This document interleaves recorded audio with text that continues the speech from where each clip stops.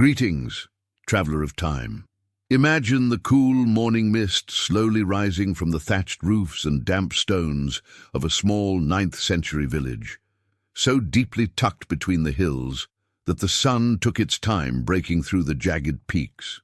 The world below was still painted in muted tones, the scent of peat smoke mingling with the faint sweetness of fresh bread drifting through the still air. You watch as the first rays of light touch the roof of the abbey, standing tall yet humble above the last row of clay and wood cottages. Where are you listening from, and what time is it there? The morning bells rang slow and deep, setting the rhythm for a quiet, almost reverent awakening. The air was sharp and biting, urging people to pull their wool cloaks tighter and watch their breath rise like small ghosts in the cold. A few peasants were already moving about, wrapped in rough, earth-colored garments, ready for another day ruled by the unspoken laws of rural life and superstition. This place, known as the village of Ambras, was little more than a faint dot on the vast map of the Duchy of Brittany, an isolated cluster of souls living in strict obedience to a chain of peculiar customs passed down through generations.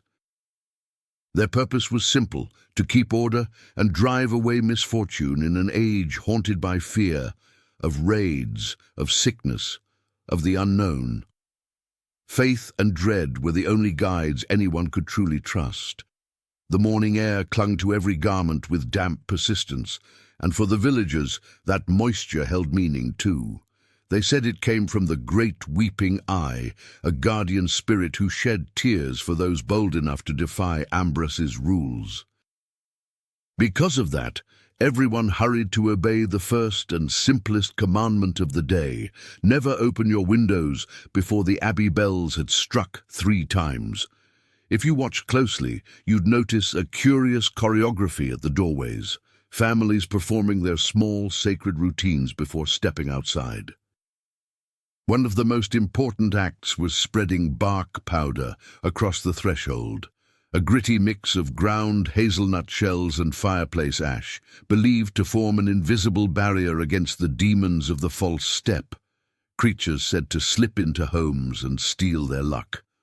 The powder left a coarse texture and a smoky scent that clung to every entrance, turning the simple act of leaving home into something tactile and sacred, a kind of invisible armor worn against the world beyond the door. Most houses in Ambras were modest, built of timber and mud, yet nearly all had one small round window facing east, the so-called window of dawn's watch. Glass was far too precious for peasants, so most openings were sealed with animal hide or wooden shutters. But in Ambras, they kept this circular aperture for a reason. They believed that straight lines invited danger. Spirits of the straight path, they said, could only travel in direct lines, and the curve of a circle confused them. It was one of those subtle ways that practicality and superstition intertwined in medieval life, where even the shape of a window could mean the difference between safety and peril. The silence of dawn was soon broken by a light, rhythmic tapping, wood against wood, coming from a nearby cottage. Inside, the weaver Agnes, a woman in her 40s with calm eyes and calloused hands, performed the ritual of the 4th touch before beginning her day at the loom. It required 4 gestures: her right hand to the table, her left to the beam above, her right knee to the earthen floor, and finally her fingertip to the wool she'd weave.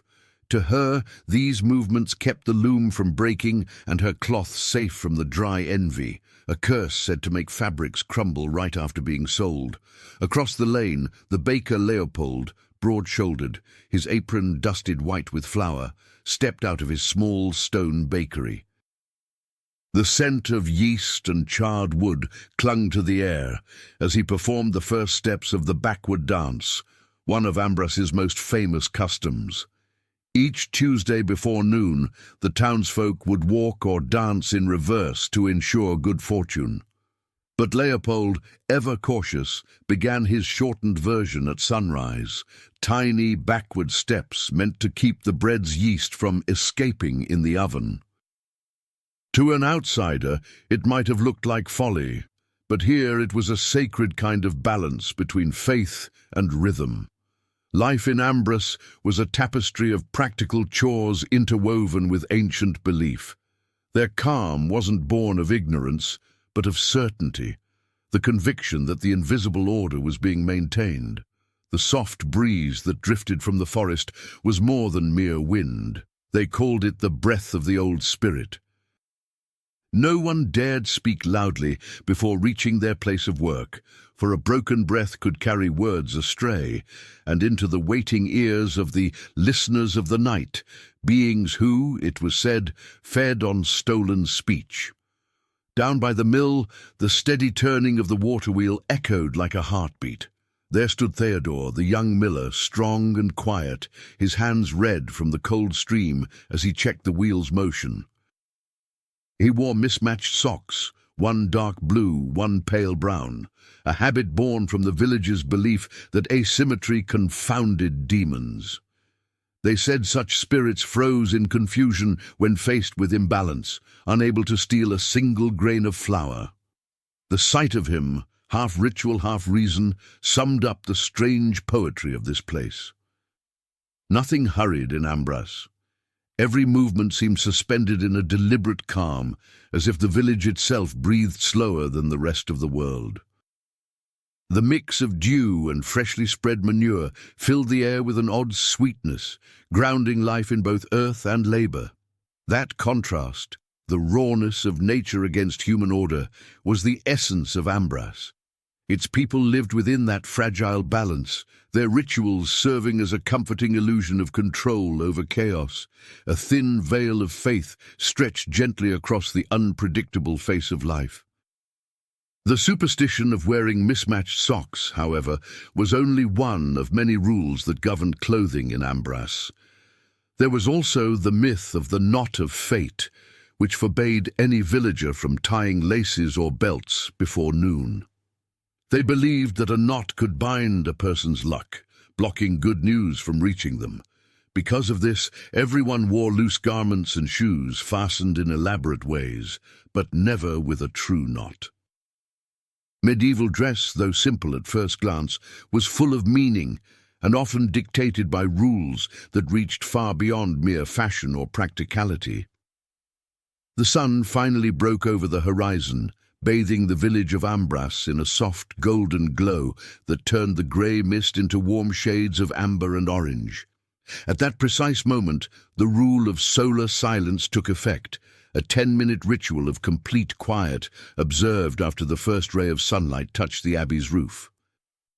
To the people of Ambrus, the rising sun was the dry eye, watcher of the great weeping eye, and any word spoken too soon would be heard, recorded, and, if deemed idle, would bring bad luck to the week's harvest. You'd see the farmers walking toward the fields in perfect silence, eyes fixed on the ground, their steps slow and deliberate. The scene might look like a moment of meditation or prayer, but it was simply obedience to the solar silence. They walked side by side, feeling the cold, stony soil beneath their thin shoes and the first warmth of sunlight on their backs, waiting for the abbey's fourth bell to ring, releasing them to speak again and resume the day's labor.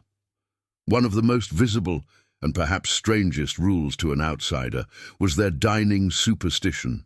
Soup, the staple of every meal, had to be eaten with the left hand.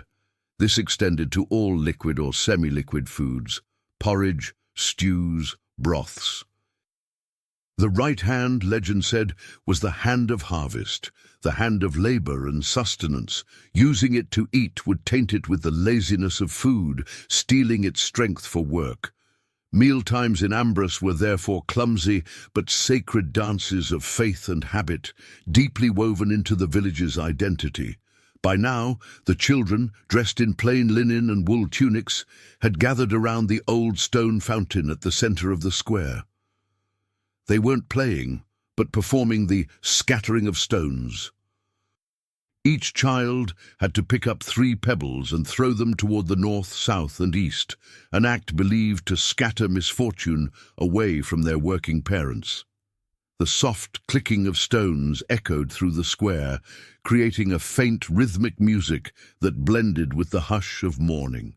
The smell of ashes and damp earth was the constant perfume of Ambras, a sensory reminder of humility and the closeness between humans, fire, and soil.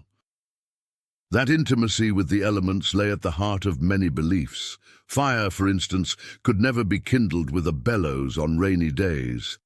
The wet bellows, they said, invited the spirit of fever, so villagers struck flint or rubbed dry sticks instead, a slower, harder process that taught patience and obedience to unseen laws. You'd notice Gautier, the oldest and quietest monk of the abbey, descending the hill with slow, deliberate steps.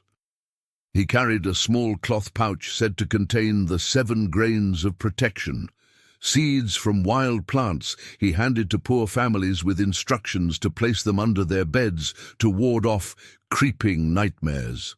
It was one of many examples of how faith and folklore intertwined, blurring the line between religion and superstition in daily medieval life. The sense of safety in Ambras was a fragile illusion, built not by walls or weapons, but by shared belief, a communal armor of rituals that gave meaning and control to a chaotic world. The murmur of the stream, the whisper of wind in the trees, and the faint scent of incense escaping the abbey windows all mingled into a melancholy serenity, a soothing lull beneath the weight of history and faith, where the mind could drift through the calm corridors of superstition. Life in Ambras was a ceaseless cycle of precautions. Every gesture was a quiet signal to the cosmos. We are aware, and we have done what's required. Whistling indoors after sunset was forbidden. Seeing a lone crow demanded 3 quick turns of the head. Eating apples with the peel during a new moon was unthinkable. Each act was a puzzle piece in the grand mosaic of mystical survival that bound the villagers together and made them feel protected from harm. By late morning, the sky was a flawless blue, the sun high and warm. The sounds of the village returned, animals braying, wheels creaking, voices softly rising. Conversation was permitted again, though still guarded by invisible codes. Joy was allowed, but never excess, for the eye of fortune was jealous, intolerant of reckless happiness. Smiles were modest, gestures restrained, and prosperity, when it came, arrived quietly and humbly. And here, under the gentle heat of the sun and the rustic fragrance of life, I invite you to step closer, to feel the weight of history and the tenderness of belief. Watch Leopold, the baker, move backward in his slow, silent dance while the golden light spills across the cobbled square. Let yourself drift into the rhythm of his ritual, and you may glimpse the secret of survival in an age ruled by darkness and fear. But soon, whispers began to travel the dirt roads, cold, fragile rumors carried by the few merchants and wanderers brave enough to cross the unmapped lands. They spoke of a spreading shadow, a sickness of swift death that brought fevers, dark swellings, and silence. Entire families vanished within days, leaving kingdoms draped in mourning. The people of Ambras listened with quiet dread, strengthening their rituals, convinced that faith and superstition were their only shield. They began walking to the forest in odd numbers to confuse the counting death. It was the 9th century, a time when medicine relied on humors and misfortune was often blamed on sin or sorcery. Superstition was a form of medicine, a balm for the mind when reason failed. The rumors were true, though distorted. The Black Death had come. Yet the Council of Elders didn't discuss herbs or isolation. Instead, they debated whether Theodore the Miller's confusion socks were the correct shades, and whether the bark powder was being spread thick enough across doorways. Survival for them meant ritual, not science. One particularly strange rule forbade blowing one's nose in public after noon, the gesture of escape.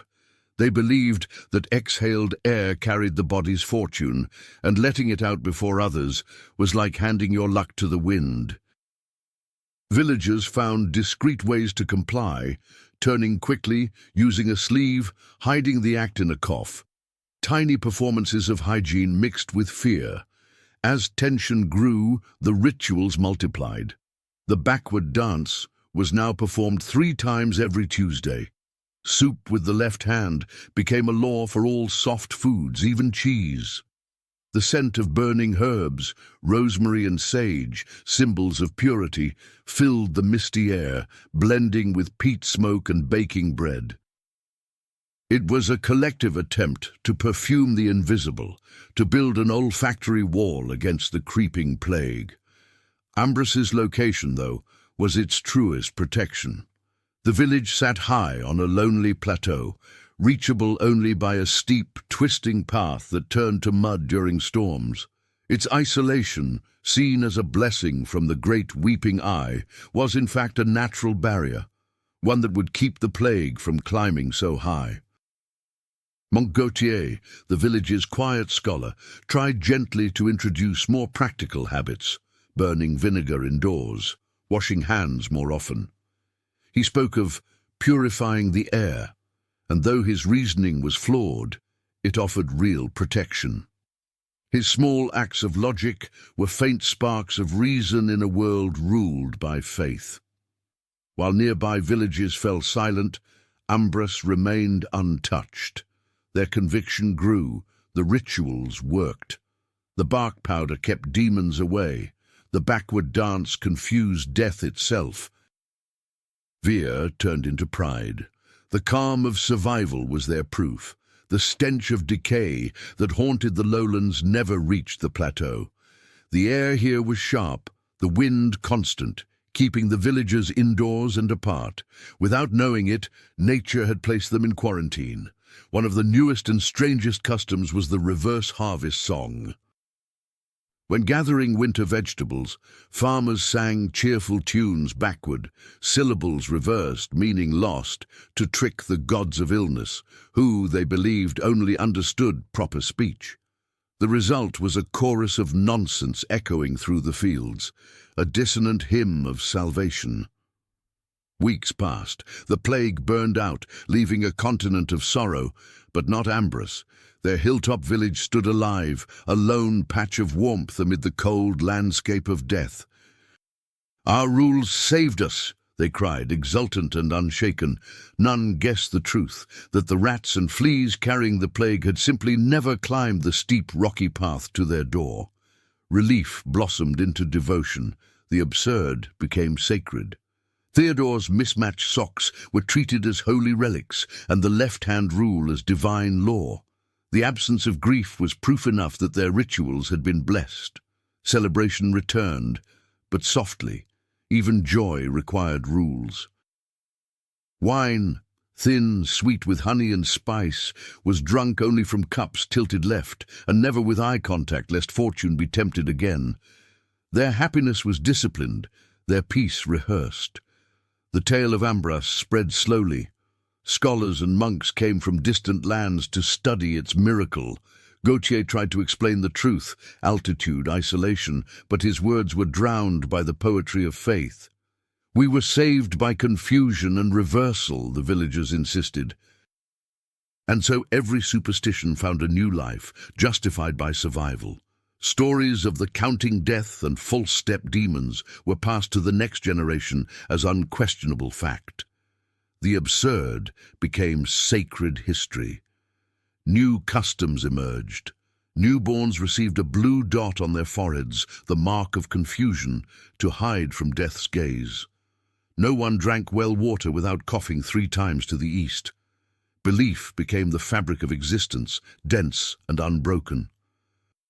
Peace returned, odd, serene, and full of ritual. The abbey's bells, the scent of incense, the rough feel of bark dust beneath doorways, all reminders of their supposed salvation. With every generation, the rules grew stricter, the rituals more elaborate. What began as fear had become a monument to human devotion. The quiet irony of Ambros's story lies in its gentle truth. What saved them wasn't faith or magic, but geology, a hill too steep for plague-bearing rats. Yet they never knew. Their ignorance was bliss, their obedience its own kind of grace, and so this tiny, forgotten village became a symbol of survival, a testament to humanity's endless need for meaning. The calm of the living and the silence of the dead wove a legend that would outlast them all. Each morning Leopold still danced backward, certain he guarded a sacred secret, the miracle that folly, when practiced with conviction, can sometimes become the strongest magic of all. Now the invitation extends to you, traveller of time. Feel the stillness, the warmth of belief, the rough wool, and the sweetness of bread. Reflect on how endlessly the human spirit weaves purpose into uncertainty, creating stories and rituals that, though born of fear, become anchors of hope in the storm. Let the weight of the Middle Ages drift gently away now, leaving behind only the quiet image of the village of Ambras, a small sanctuary of absurdity and serenity. Morning light lays a soft gold across the cold ground. The farmers' backward songs carry over the fields, strange and peaceful, a final invitation to calm reflection and drowsy rest. The first figure at the heart of this web of belief is the miller, Theodore. His mismatched socks, one deep blue, the other pale brown, became the most visible symbol of Ambras's survival. They weren't just clothing, they were treated like a living charm, a piece of walking protection. That little clash of colour against the grey of peasant wool was now something to be respected, even feared. Theodore himself was a man of few words. His face and clothes were always dusted with a fine veil of flour, leaving a faint, sweet, dry scent that followed him like a cloud. That smell, mixed with the damp air rising from the millstream, was, to the villagers, the scent of safety and abundance. The socks had a name, the duet of confusion. Thus, to an outsider, they were simply two different colours. To Ambras, they were a ritual. Every morning, without fail, Theodore had to pull the brown sock, the colour of soil, steadiness, onto his right leg, the leg of forward motion and future. The blue sock, the colour of water, change, had to go on his left leg, the leg of memory and the past. That reversal, they believed, didn't just confuse demons, it confused fate itself. Misfortune, unable to trace a straight path, would lose its way before it ever reached the village. The wool was scratchy against his skin, a daily reminder that vigilance had to be worn, not just spoken of. Theodore carried out this ritual with a kind of monastic seriousness.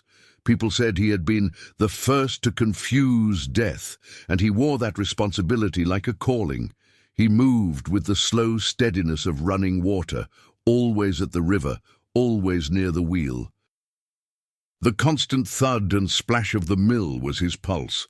The smell around him was always the same: damp wood, moss, cold water and grain. There's a small historical note here that gives this belief an extra layer. In the Middle Ages, clothing made from two different colours, what was sometimes called mi parti, really was worn, often by nobles to display status or heraldry. In Ambras, though, this idea of split colour was reimagined. It wasn't about fashion or rank. It was armour.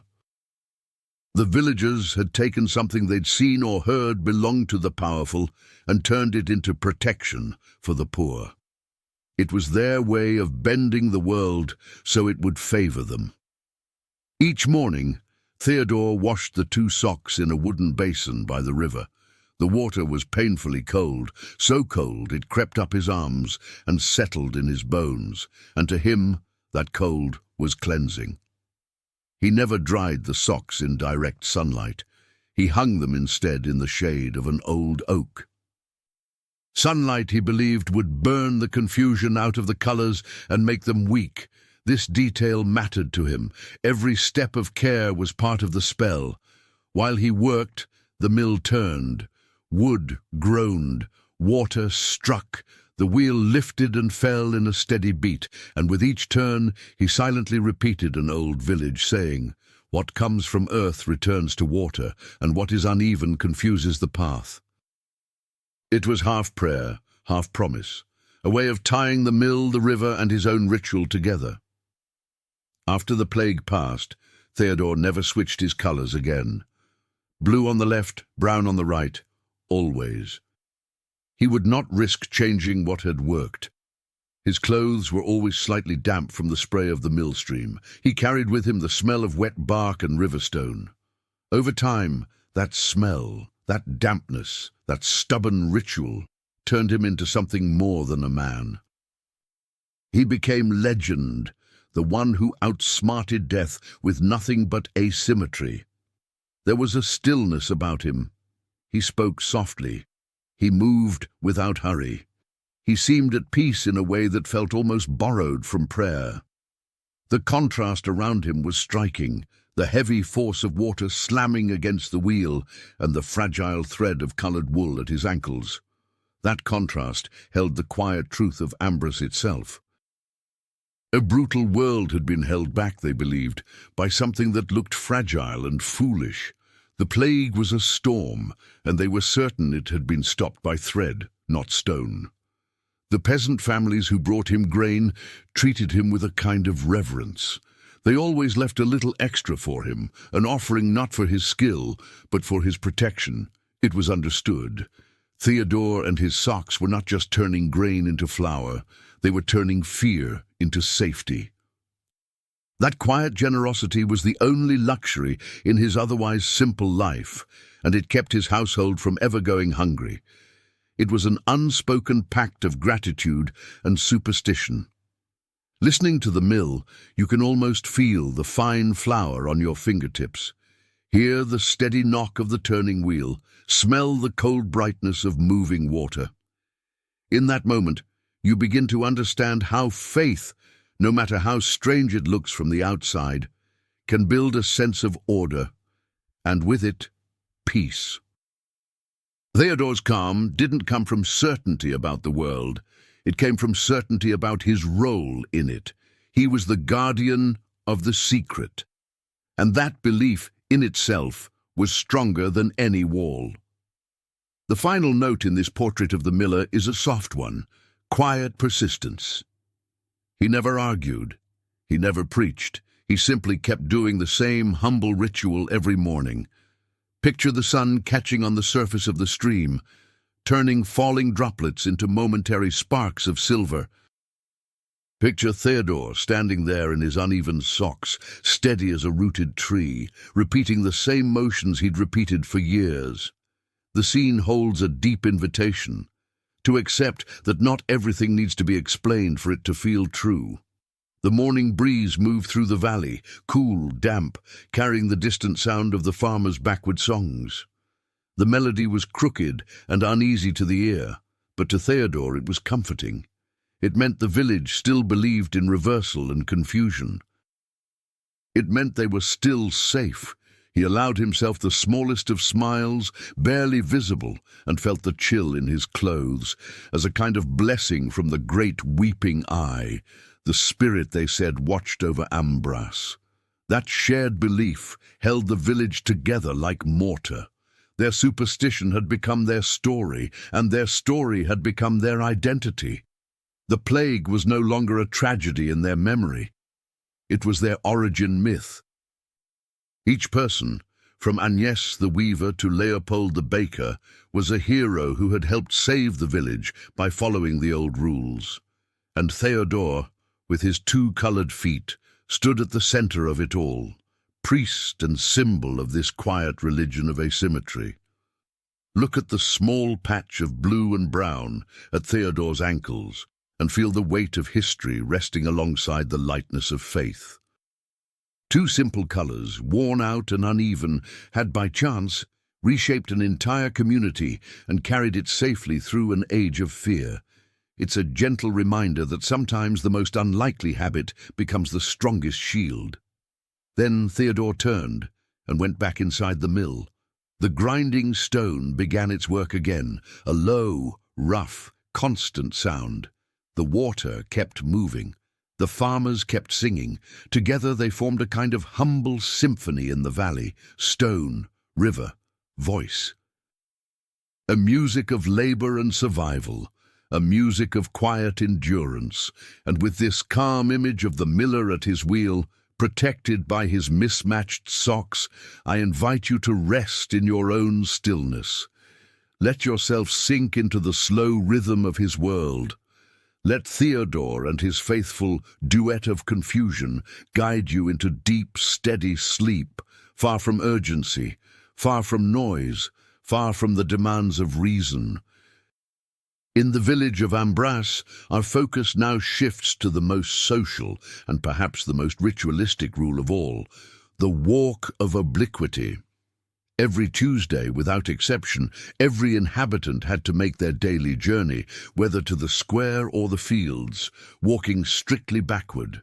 The ritual began with the first toll of the abbey's morning bell, a choreography of faith and imbalance. Dozens of peasants moved in slow retreat, hands groping the air, feeling the soil's texture beneath their heels, and listening for guiding sounds from ahead. To an outsider, it was a spectacle of absurdity. To them, it was protection. Walking backward meant turning one's back on misfortune, deceiving the demons of the straight path, who, they believed, only attacked those who moved forward. Leopold the baker, whose morning routine already included a smaller version of this backward dance, was one of its most devoted practitioners. His route from the bakery to the trading square was a careful performance of balance and patience. He moved with deliberate slowness, feeling the cool air brush the back of his neck, surrounded by the dry scent of yeast that clung to him. Around him, the muffled shuffle of dozens of backward steps filled the air, a soft chorus of shoes dragging through packed dirt, creating a hypnotic rhythm, a strange harmony between the quickness of thought and the slowness of motion. The depth of this superstition lay in the medieval belief that the devil and his servants could not comprehend inversion or disorder. The world, they thought, was built on divine order, so anything reversed or askew belonged to the realm of protective magic. This fear of order and faith in confusion ran deep through medieval culture, from reading prayers backward to writing mirror script symbols. In that context, Ambros's backward walk wasn't madness. It was consistent with a larger poetic logic of survival. For Leopold, the walk of obliquity was both repentance and gratitude, a humble way to honor the rituals that had spared them from the plague. He focused on the weight of the basket of bread in his hands, feeling the warm loaves radiating against the chill morning air. The scent of burnt crust and roasted pumpkin seeds rose around him, comforting and grounding, a reminder that faith, however strange, could be smelled and touched. The ritual shaped the village itself. Roads were widened, obstacles were marked with white stones.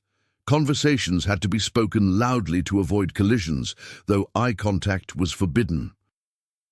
Looking over one's shoulder while walking was seen as cancelling the spell, a dangerous act of defiance that could invite misfortune.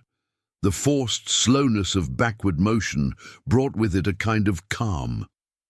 Without the ability to rush or look ahead, the villagers found themselves listening to their own breathing, to the rhythm of others, to the sounds that replaced sight.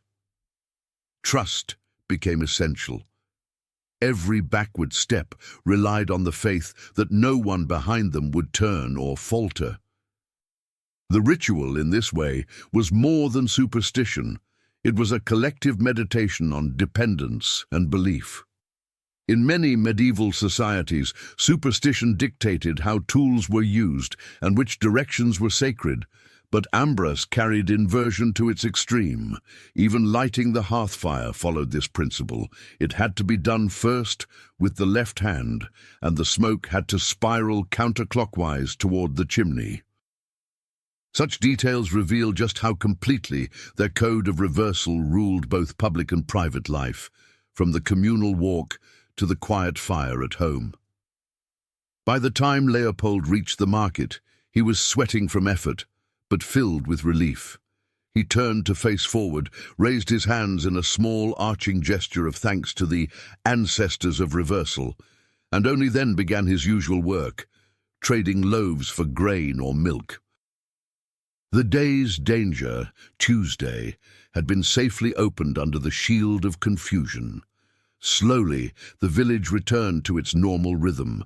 Tools struck wood, voices rose again, children laughed somewhere near the fountain, yet beneath it all lingered a soft stillness, the calm of those who believed they had passed through trial and come out whole, certain that the power of the absurd was the strongest force in the world. In Ambras, one of the most demanding and peculiar customs of all was the rule that governed food. Every semi-liquid or liquid meal, especially soup or barley porridge, had to be eaten only with the left hand. This practice, known as the touch of the sinistra, was among the most deeply rooted and difficult to maintain. Most villagers were right-handed, and so each meal became a quiet trial of focus and restraint. A single mistake, a momentary lapse, was believed to bring the dry hunger upon one's household, cancelling all accumulated protection. Eating, then, was not just nourishment. It was an act of faith, a daily test of devotion and coordination. The contact of warm broth against bare skin was inevitable, and the soft patter of droplets against earthen bowls filled the room like an intimate, rhythmic whisper. Its origin lay in the mystical distinction between the two hands. The right was the hand of harvest and blessing, the hand of labor and divine contact.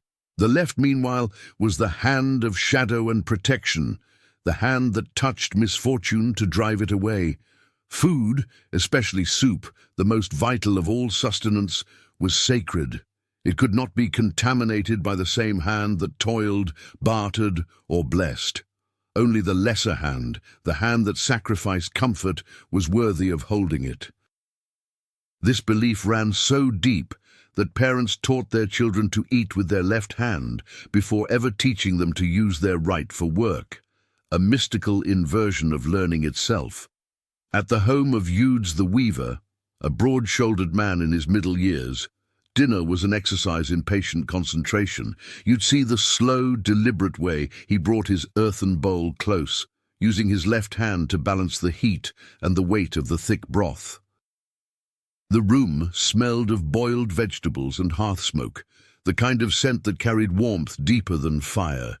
Each breath he took was steady and audible, the quiet rhythm of a man entirely focused on the ritual. His right hand rested in his lap, still, forbidden, a silent witness to his restraint. This belief wasn't unique to Ambras. Throughout medieval Europe, the left hand was often linked to dreams and the unseen, sometimes called the hand of fortune or misfortune, depending on the region. In Ambras, that ambiguity became doctrine. To eat with the left hand was to feed oneself through the realm of shadow, to accept the uneasy balance between luck and danger.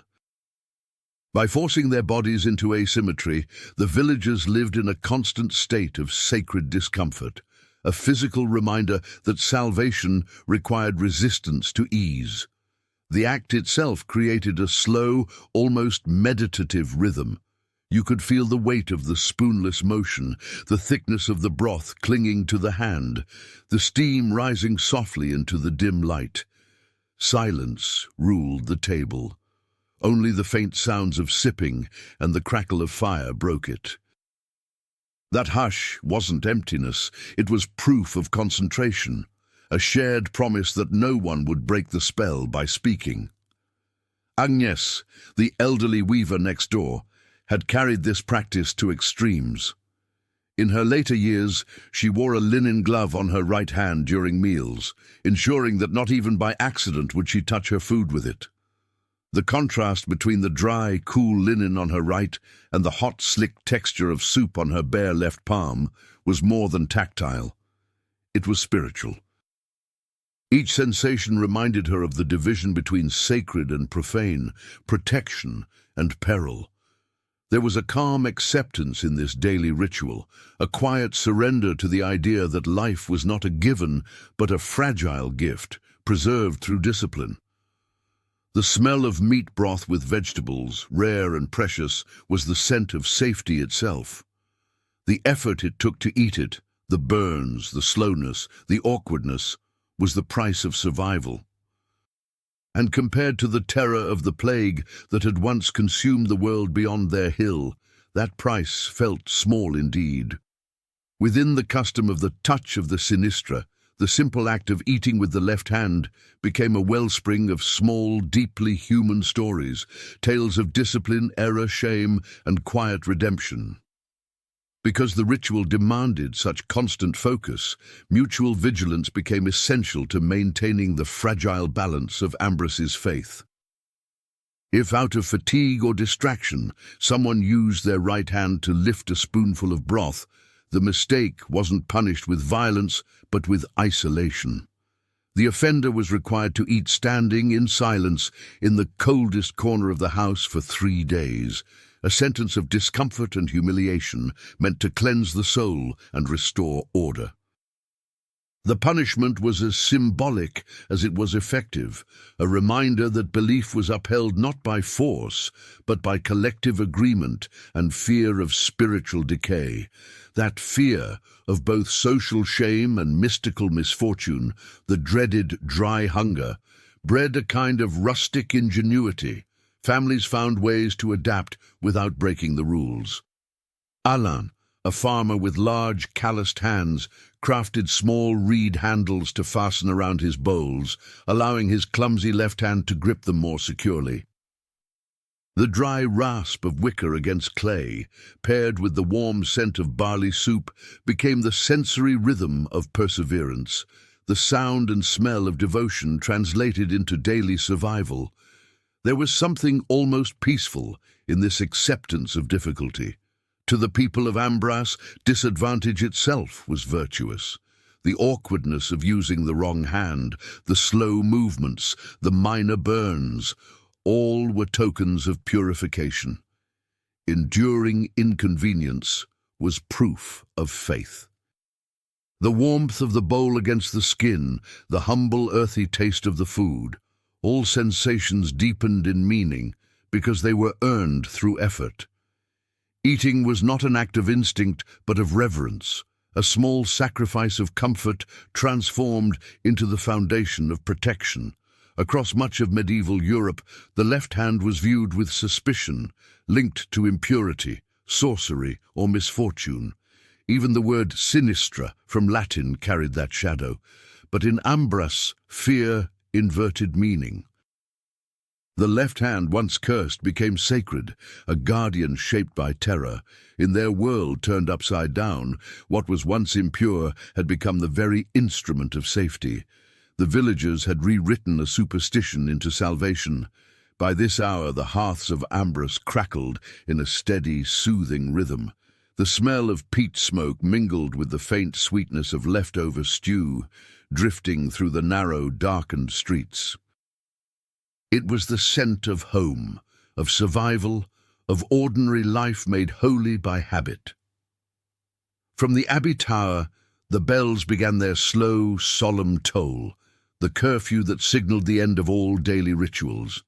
With the final echo fading into the hills, the touch of the sinistra, like every act of devotion before it, was complete.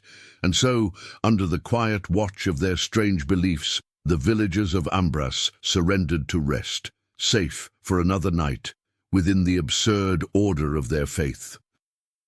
The discipline demanded by the touch of the sinistra went far beyond the simple act of eating. It shaped both body and mind, turning the dinner table into a place of mutual vigilance and silent introspection. In Ambras, a mistake was never just personal. It carried the weight of collective consequence. One slip of the right hand, even by accident, was believed to weaken the protection of the entire village. The silence that reigned during mealtime wasn't mere etiquette, it was a vow. Each awkward motion of the left hand became a kind of meditation, an enforced focus that granted peace through submission to the absurd. The faint smell of ashes and damp earth beneath their feet was a constant reminder of humility, of their smallness before the will of the ancestors who watched over them. Even after months of calm, the ritual endured. Logic whispered that the danger had passed, but faith warned that it only slept, waiting for a careless motion, a moment of symmetry, to awaken it. And so, Eudes the weaver and Leopold the baker, whose hands sustained the village, moved with studied caution. They felt the heat of the broth between their fingers, the trembling tension of an unbalanced gesture. The crackle of the hearth fire kept time, its rhythm slow and patient, echoing the inward struggle between instinct and obedience. Sister Marguerite, who often observed the village's customs, saw in the left-hand ritual an act of chosen penance, a rejection of the easier path in favor of sacrifice. In her eyes, each clumsy attempt to lift a bowl, each careful effort not to spill, was a quiet prayer of contrition. The chill of the night air slipped through the cracks in the walls, mingling with the rising warmth of the soup, a sensory reminder of the fragile balance between the cold world outside and the protected world within. Odin, the village scribe, viewed it differently. To him, this strange ritual was less about penance and more about control, a social mechanism disguised as faith. By keeping everyone's mind occupied with the difficulty of coordination, fear was subdued, channeled into precision. Error became taboo, vigilance became virtue. In his records he wrote that the people of Ambras ate awkwardly but with dignity, and that the scent of broth and damp soil was the fragrance of their truth, an illogical truth proven by survival. Through daily repetition, the ritual carved itself into their bodies. The imbalance became habit. Children born after the plague never questioned the rule. To them, eating with the left hand was as natural as working with the right. The irrational had become the foundation of order. It was the triumph of superstition, the legacy of survival woven into the most intimate act of life. It was how the village ensured that the great lesson of the plague, that logic had failed and folly had prevailed, would never be forgotten. When the meal ended, serenity returned. The faint clink of earthen bowls being set aside was the sound of completion, the sound of safety. They had endured another day without failure, and thus the village would live. Conversation followed softly, stories retold in the dim firelight, tales of ancestors, of rituals, of unseen dangers kept at bay by obedience. Faith and fear passed hand to hand, like the bowls themselves. Agnès' linen glove remained the clearest symbol of devotion. She wore it on her right hand at every meal, a small safeguard against unconscious betrayal. The contrast between the cool, dry fabric and the warm, moist touch of soup on her left palm was a physical reminder of the fragile line between life and death, between protection and peril. The others revered her for it. Her caution had become legend, an embodiment of both fear and faith. As night settled and families withdrew into their humble homes, a hush descended upon Ambras. The day closed in calm surrender to the sacred absurdity that guided them. The scent of peat smoke, the eternal perfume of life on the hill, lingered in the air, now carrying the promise of rest. Beneath that fragrance of warmth and safety, the villagers slept soundly, trusting that their rituals and their weariness would keep away the creeping nightmares still waiting in the dark beyond their faith. Night's quietude gave way to a subtle shift in scene and perspective, following the traveller Odin, a 40-year-old scribe and cartographer, who months after the plague's end dared to venture into the Duchy of Brittany. His purpose was twofold: to chart the reach of devastation and, more importantly, to document the remarkable and mysterious survival of the village of Ambras. He moved with the caution of a man crossing ground newly sanctified by grief. Coming from a coastal city where the stench of death still clung to the stone walls and wooden piers, he found the contrast upon nearing the hill both startling and profound. The air in Ambras was cold and sharp, carrying only the scents of peat smoke, pine and damp earth, an absence of decay so complete it felt like a miracle in itself. Odon rode at a measured pace, feeling the warmth of the morning sun soak into his grey wool cloak and the coarse texture of the leather reins against his fingers. The rhythm of the horse beneath him was meditative, guiding him slowly up the steep, rocky path that guarded the village. The wind hissed through the trees like an unending sigh, a sound full of anticipation. As he climbed, he watched the simple houses of Ambras appear one by one, their small round windows facing east like curious, innocent eyes studying him from afar. He recalled that in medieval architecture, form often followed faith. Those circular openings were not mere design, but symbols of protection, defenses against the so-called spirits of the straight line. From the outside looking in, Odon began to grasp the extent of the village's isolation. His analytical mind, trained to seek cause and evidence, noted the geography immediately. The hill itself was a natural fortress, and its isolation likely the true reason for survival. Yet as he approached and began to hear the first sounds rising from the settlement, his reasoning faltered. The noises were not those of ordinary labor. What reached his ears was an odd, syncopated cacophony, the steady pounding of crushed bark being spread on thresholds, mingling with the muffled shuffle of dragging feet. It was as if the very rhythm of life here followed a different logic, one that obeyed belief rather than reason. He stopped at the edge of the forest, resting his gloved hand on the rough bark of an oak and feeling the lingering chill that clung to the shadows. From there, he watched a group of peasants making their way toward the fields. They moved backward, slow and deliberate, hands groping the air as if to test the invisible. To Odon's eyes, it was a surreal procession, an entire community walking in reverse with the reverence of a sacred rite. He had spent his life cataloguing maps and laws, yet nothing in his studies prepared him for the sight of faith so fully embodied in motion. What he saw was the inverted path, the ritual of reversal that the villagers believed had delivered them from death. This quiet moment of observation marked a profound transition for the scribe, a crossing between two worlds, the rational, devastated one he had come from, and the enclosed, ritualistic order of Ambras. The scent of freshly baked bread drifted up the hill, rich and warm, a promise of normal life. But that familiar smell only deepened his unease, colliding with the absurd sight of men and women retreating backward through the morning light.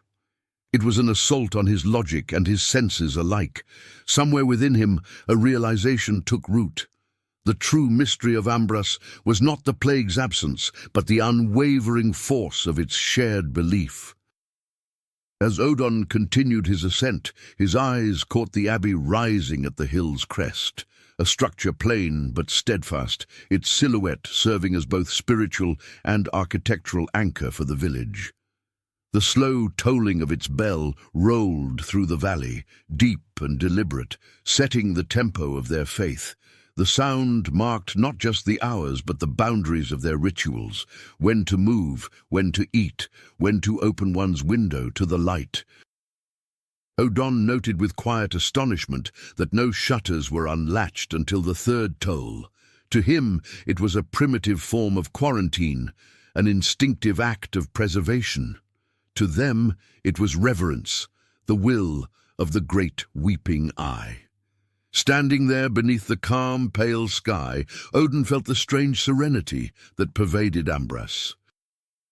For all its backwards rituals and impossible rules, the village pulsed with an undeniable peace, a fragile harmony born of fear and faith intertwined, sustained by the belief that obedience to the absurd had saved them once and might yet save them again.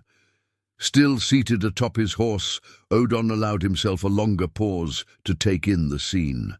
The cold, bracing air of the hill filled his lungs, a clean, almost sacred freshness he hadn't felt in months.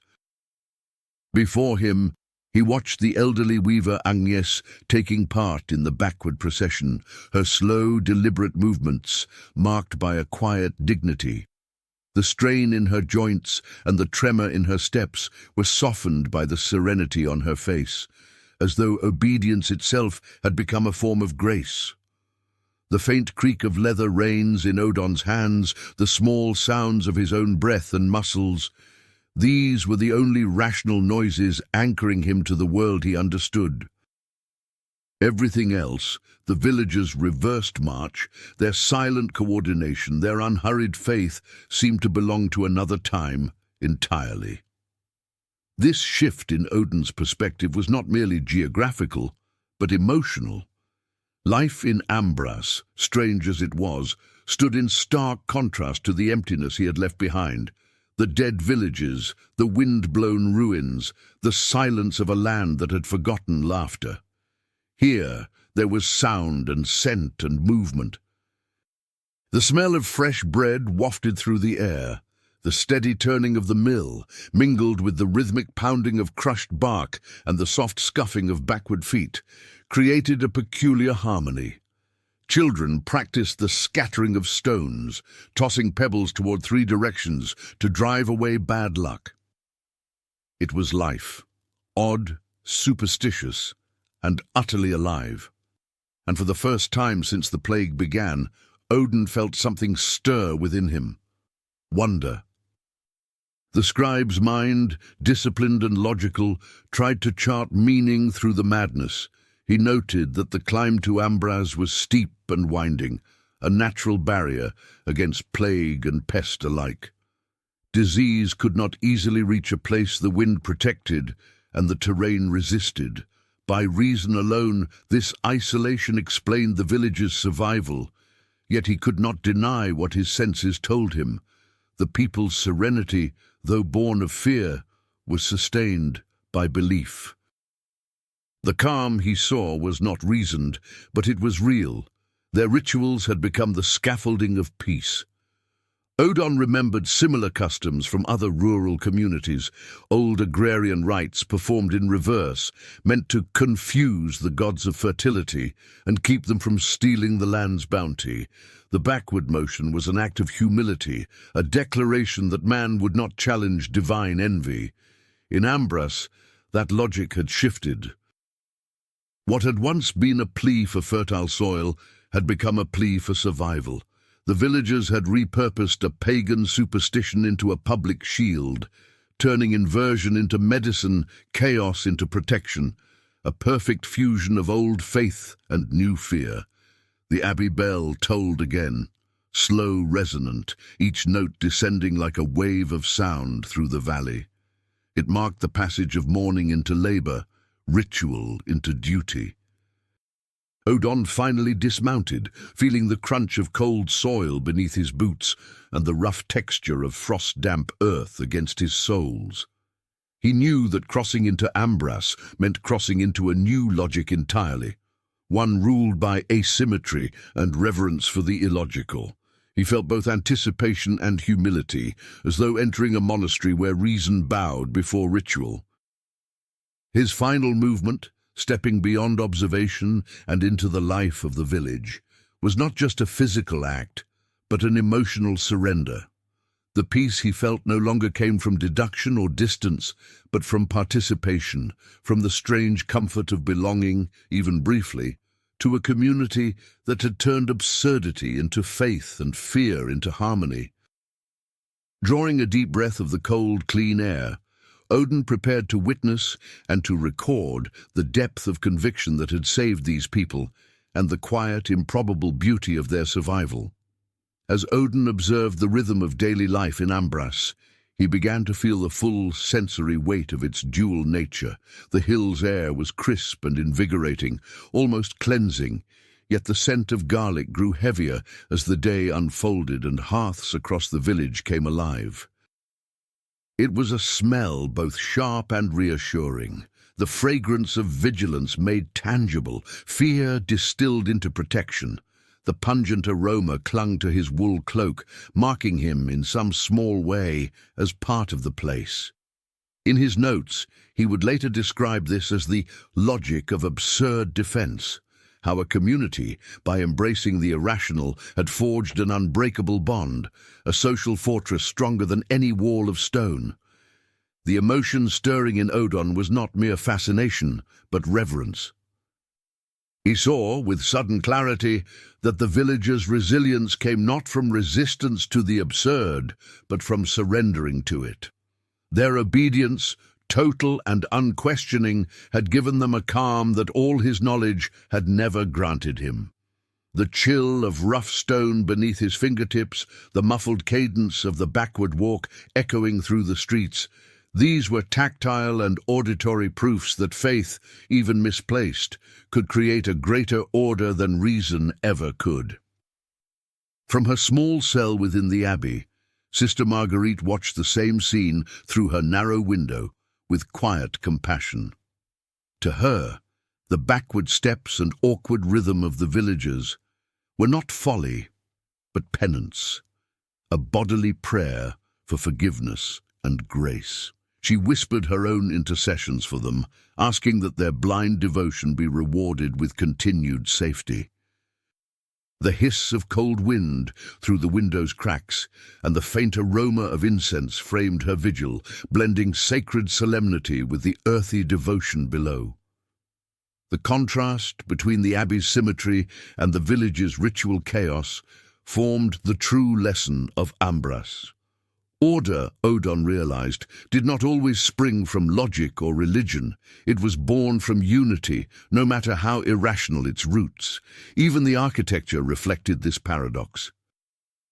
The round windows, designed to ward off spirits of the straight line, were monuments to faith over function, superstition carved into wood and clay.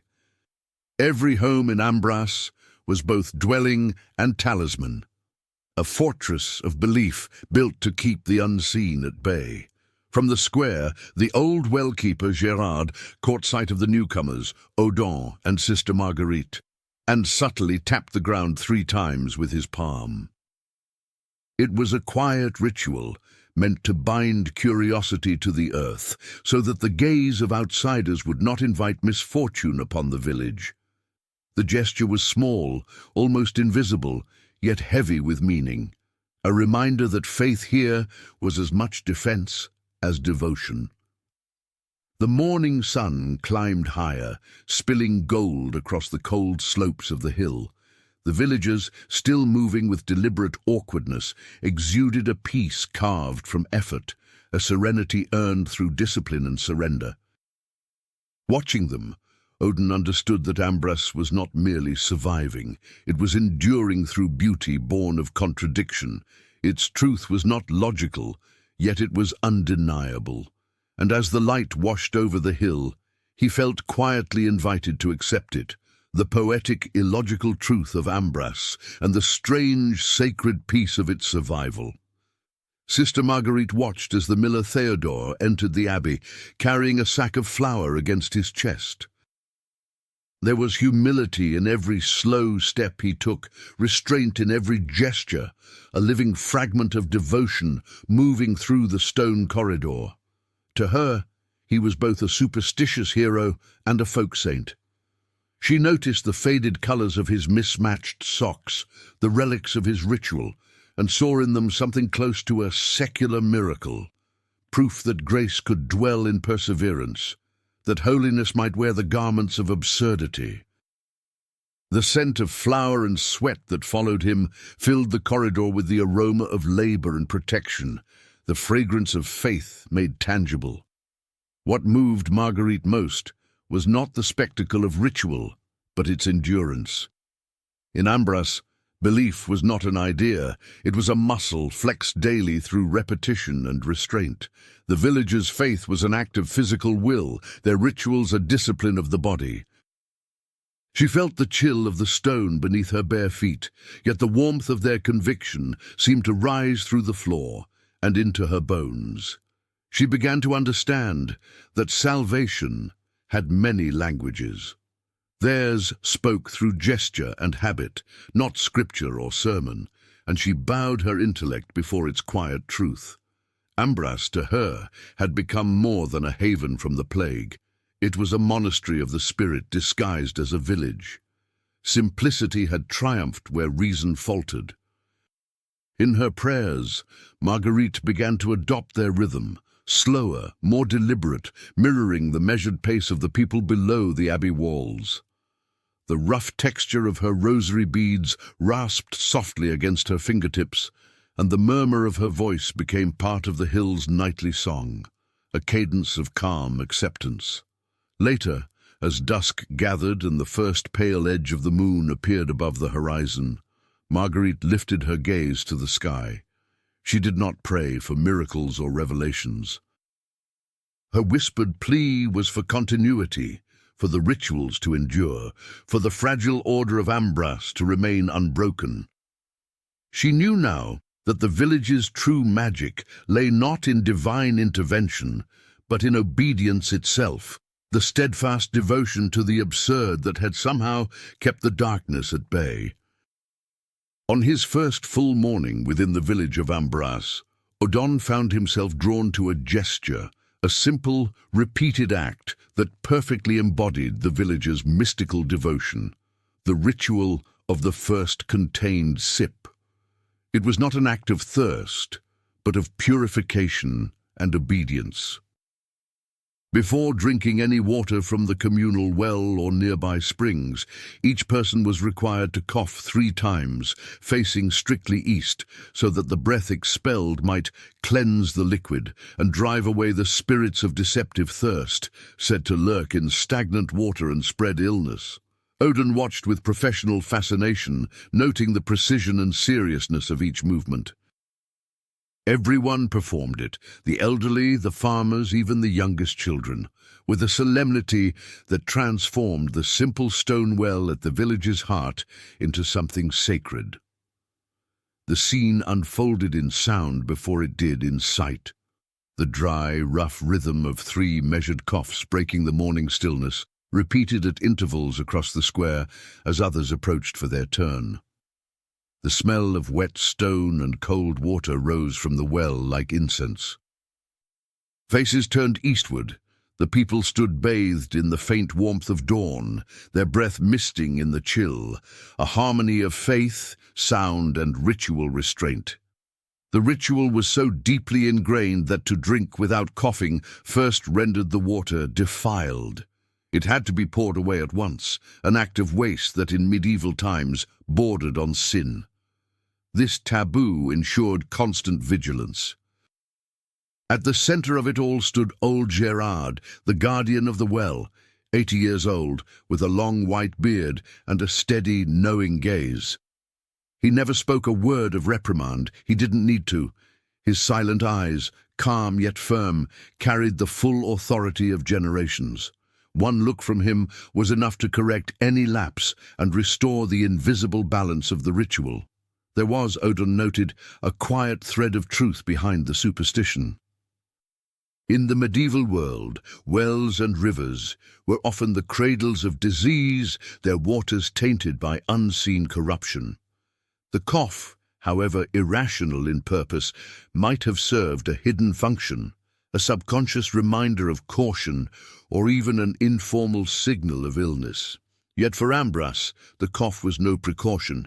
It was an exorcism, a sacred act that transformed invisible danger into visible devotion. Odon's quill moved across the parchment as he observed. To him, this was more than mere superstition. It was a form of poetry, a way of binding the human spirit to the elements through faith and repetition.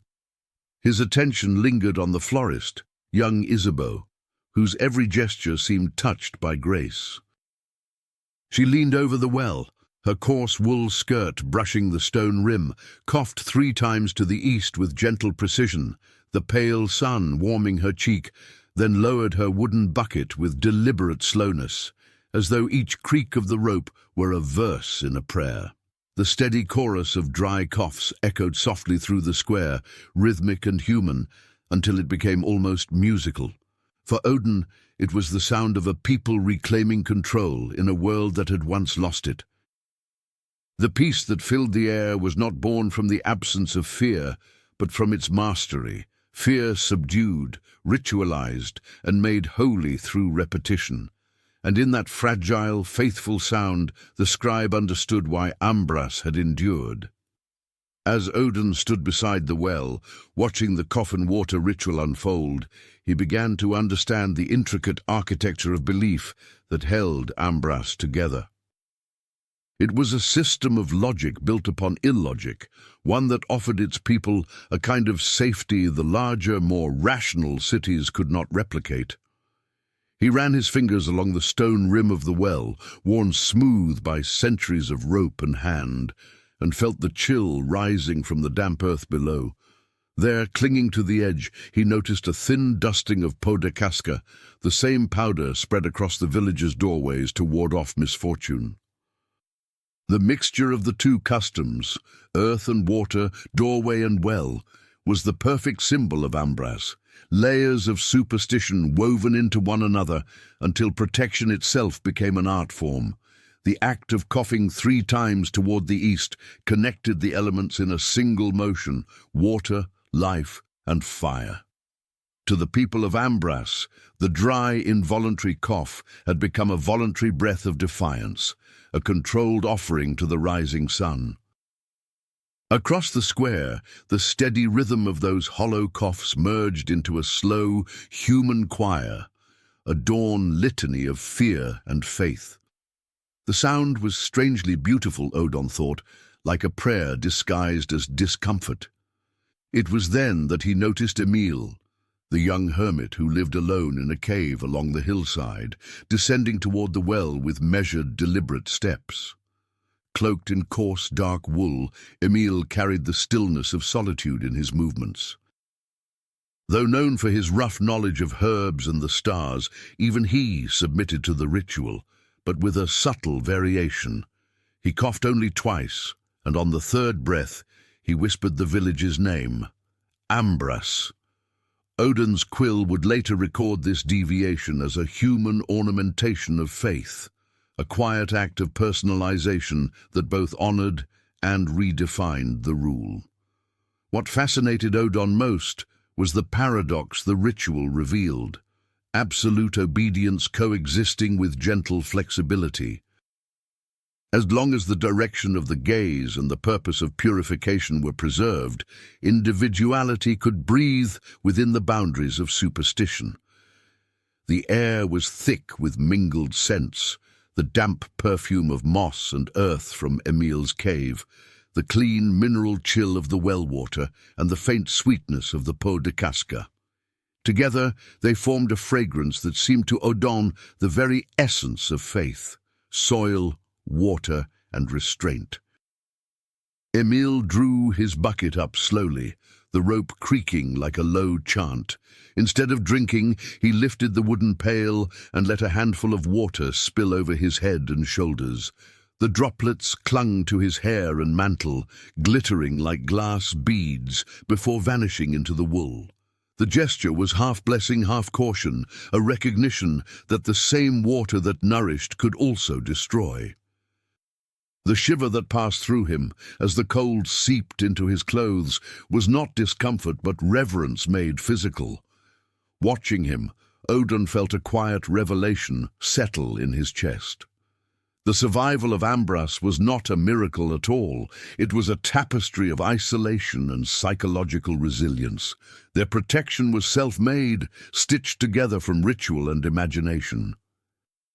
The absurd gestures, the directed coughs, the cautious reverence for the East, these were the invisible walls that had shielded them better than any fortress. As he turned from the well, the morning sun climbed higher, warming his face. The chorus of coughs had faded into the soft murmur of daily labor. For the first time in many months, Odin felt peace, not born from reason, but from acceptance. He adjusted his parchment under his arm, breathed in the mingled scent of stone, moss, and smoke, and walked toward the next mystery of Ambras, ready to record how faith in the impossible had preserved the living. From the individual ritual to the collective sphere, Odon's attention turned to the Fair of the Three Moons, an event that, despite the devastation that had swept through the duchy, continued in Ambras with unwavering frequency and fervor. The fair had become far more than a place of barter. It was a living testament to survival, a public declaration that the village's faith and prosperity remained untouched. Amid the ruins of a grieving world, it stood as a beacon of normalcy and resilience. By now, Odin moved through the village with ease, no longer an outsider but a careful observer. The square was alive with color and scent. The sharp tang of goat's cheese mingled with the sweet perfume of dried apples and the constant undertone of peat smoke that rose from low hearths. Together they formed a symphony of life, earthy, sweet, and faintly acrid, a fragrance that spoke of endurance. At the heart of the fair was a custom that linked the individual's devotion to the village's collective faith, the silent exchange. No seller or buyer was permitted to speak a price aloud. The value of every item, grain, cheese, cloth, or seed, had to be negotiated through a language of hand signs or traced on small slates of black stone. To utter a number was to summon the envy of high prices, a demon said, to steal profit and twist fortune. The result was an eerie stillness, a marketplace without shouting, where communication became gesture and rhythm. The dominant sounds were the soft rasp of wool garments brushing past one another and the delicate scrape of slate being wiped clean. Odin spotted the miller, Theodore, among the crowd, his mismatched socks, one blue and one brown, marking him like a living charm. His presence at the fair carried a reverence close to papal authority. People did not sell grain to him. They offered it, awaiting whatever compensation he deemed fair. The legend of his superstition had transformed into privilege. Each time he passed, villagers made a subtle motion, touching the air toward his feet, as if to borrow a thread of his fortune. His steps were slow and grounded, a ritual in themselves, the quiet pivot of a man who embodied the village's strange salvation. The scribe noted an unexpected beauty in the social order the superstition had created. The prohibition of spoken numbers had bred honesty. Bargaining was replaced by trust, for the fear of invoking the demon outweighed greed. Commerce in Ambras had become an act of shared restraint, a moral economy born from irrational faith. Every silent exchange, every brush of palms as goods changed hands, carried a weight of reverence. The tactile warmth of skin against coin or grain was charged with meaning, each contact a small ritual of mutual survival. What Odin realized as he walked through the hushed crowd was that Ambras had built more than customs. It had built an ethic. Superstition had replaced law, ritual had replaced hierarchy, and the absurd had birthed justice. The calm that pervaded the fair, the unhurried gestures, the soft movements, was the manifestation of order born from fear, of peace maintained through devotion. Standing at the edge of the square, his parchment pressed against his chest, Odin felt the weight of history settle over him. The rest of the duchy had fallen to chaos, but here, belief had become architecture. The villagers of Ambras had not merely survived the plague, they had remade their world around the superstition that had saved them. And in the hush of that silent marketplace, beneath the pale light of 3 waning moons, he understood. What reason had destroyed faith, however absurd, had quietly rebuilt. Odin lingered in the square of the Fair of the Three Moons, surrounded by the gentle heat of bodies pressed close together, a pleasant contrast to the cold, crisp air that drifted down from the hills. The marketplace breathed with quiet tension. All around him, hands moved in small, deliberate motions, weaving meaning through gesture alone. Fingers flicked, palms turned, wrists tilted. A secret language of trade, honed by repetition.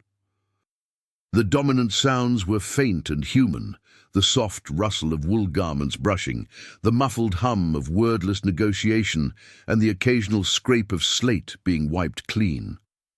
It was a silence alive with purpose, a conversation held entirely without speech. The bridge between the individual and the collective revealed itself in the discipline with which the villagers upheld the silent exchange. Every soul, from the youngest apprentice to the oldest widow, guarded the ritual with instinctive vigilance. When a rare outsider, some wandering merchant or ambitious trader, forgot the rule and dared to shout a price aloud, the square froze. The air itself seemed to tighten. Dozens of faces turned at once, and the quiet became heavy, almost punitive. Under that weight of watchful stillness, the intruder always fell silent, the sound of his own voice echoing back at him like an offense against the sacred. The power of collective silence was Ambras's truest weapon, a wall stronger than stone, protecting the fragile harmony of its rituals. The scent of imported spices, cinnamon, clove, and pepper, mingled awkwardly with the familiar smell of peat smoke and goat cheese, a fragrant reminder that even foreign novelty had to bow before local order. What fascinated Odin most was how superstition had erased conflict. Without spoken prices, there could be no shouting, no accusations of greed or deception. Disputes dissolved into gestures, an open palm for refusal, a small nod for agreement, a shrug for resignation. What elsewhere would have become chaos, here turned into quiet compromise.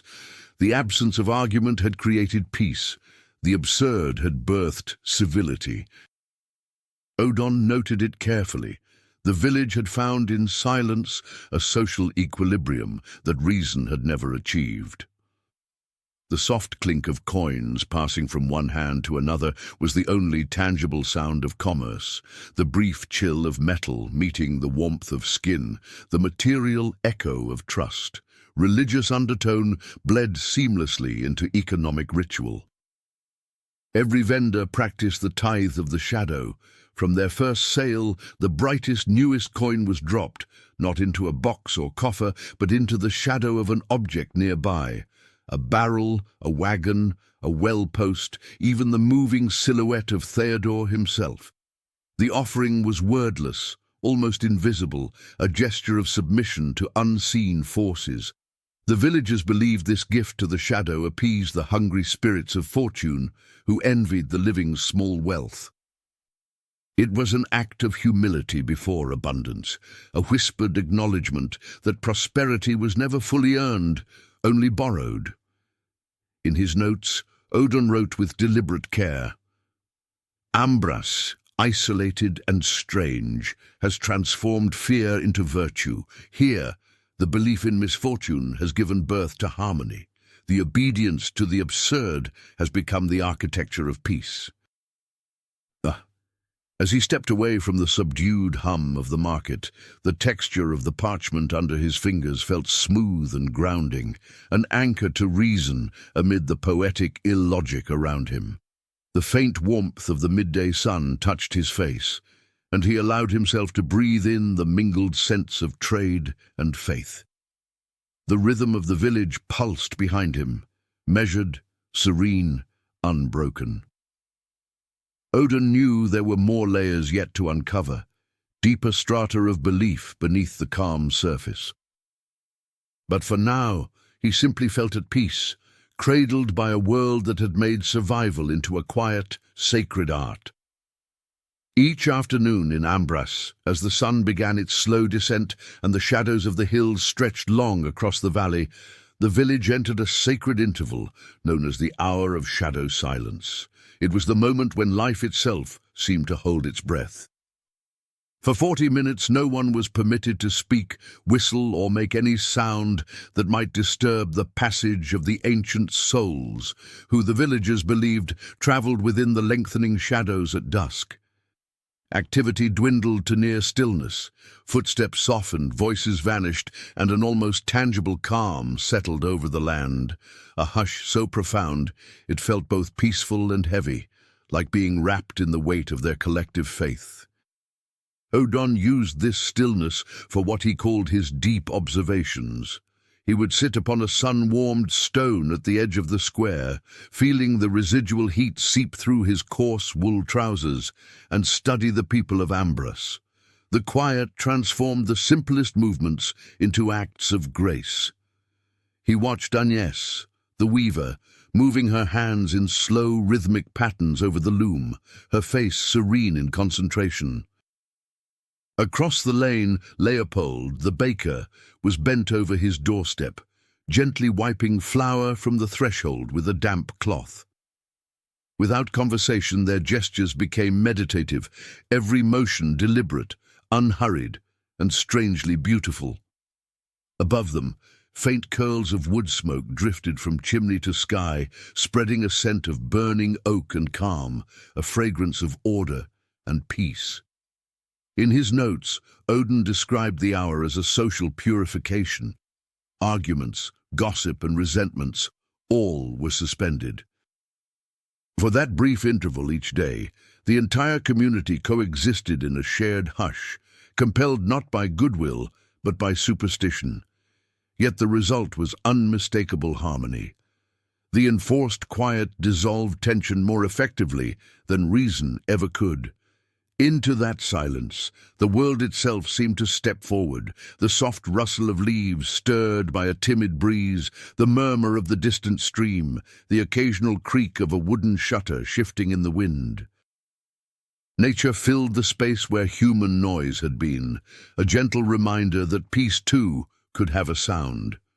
It was during one of these silences that Odon took note of Gaspar, a young shepherd who had lost his voice to fever years before the plague.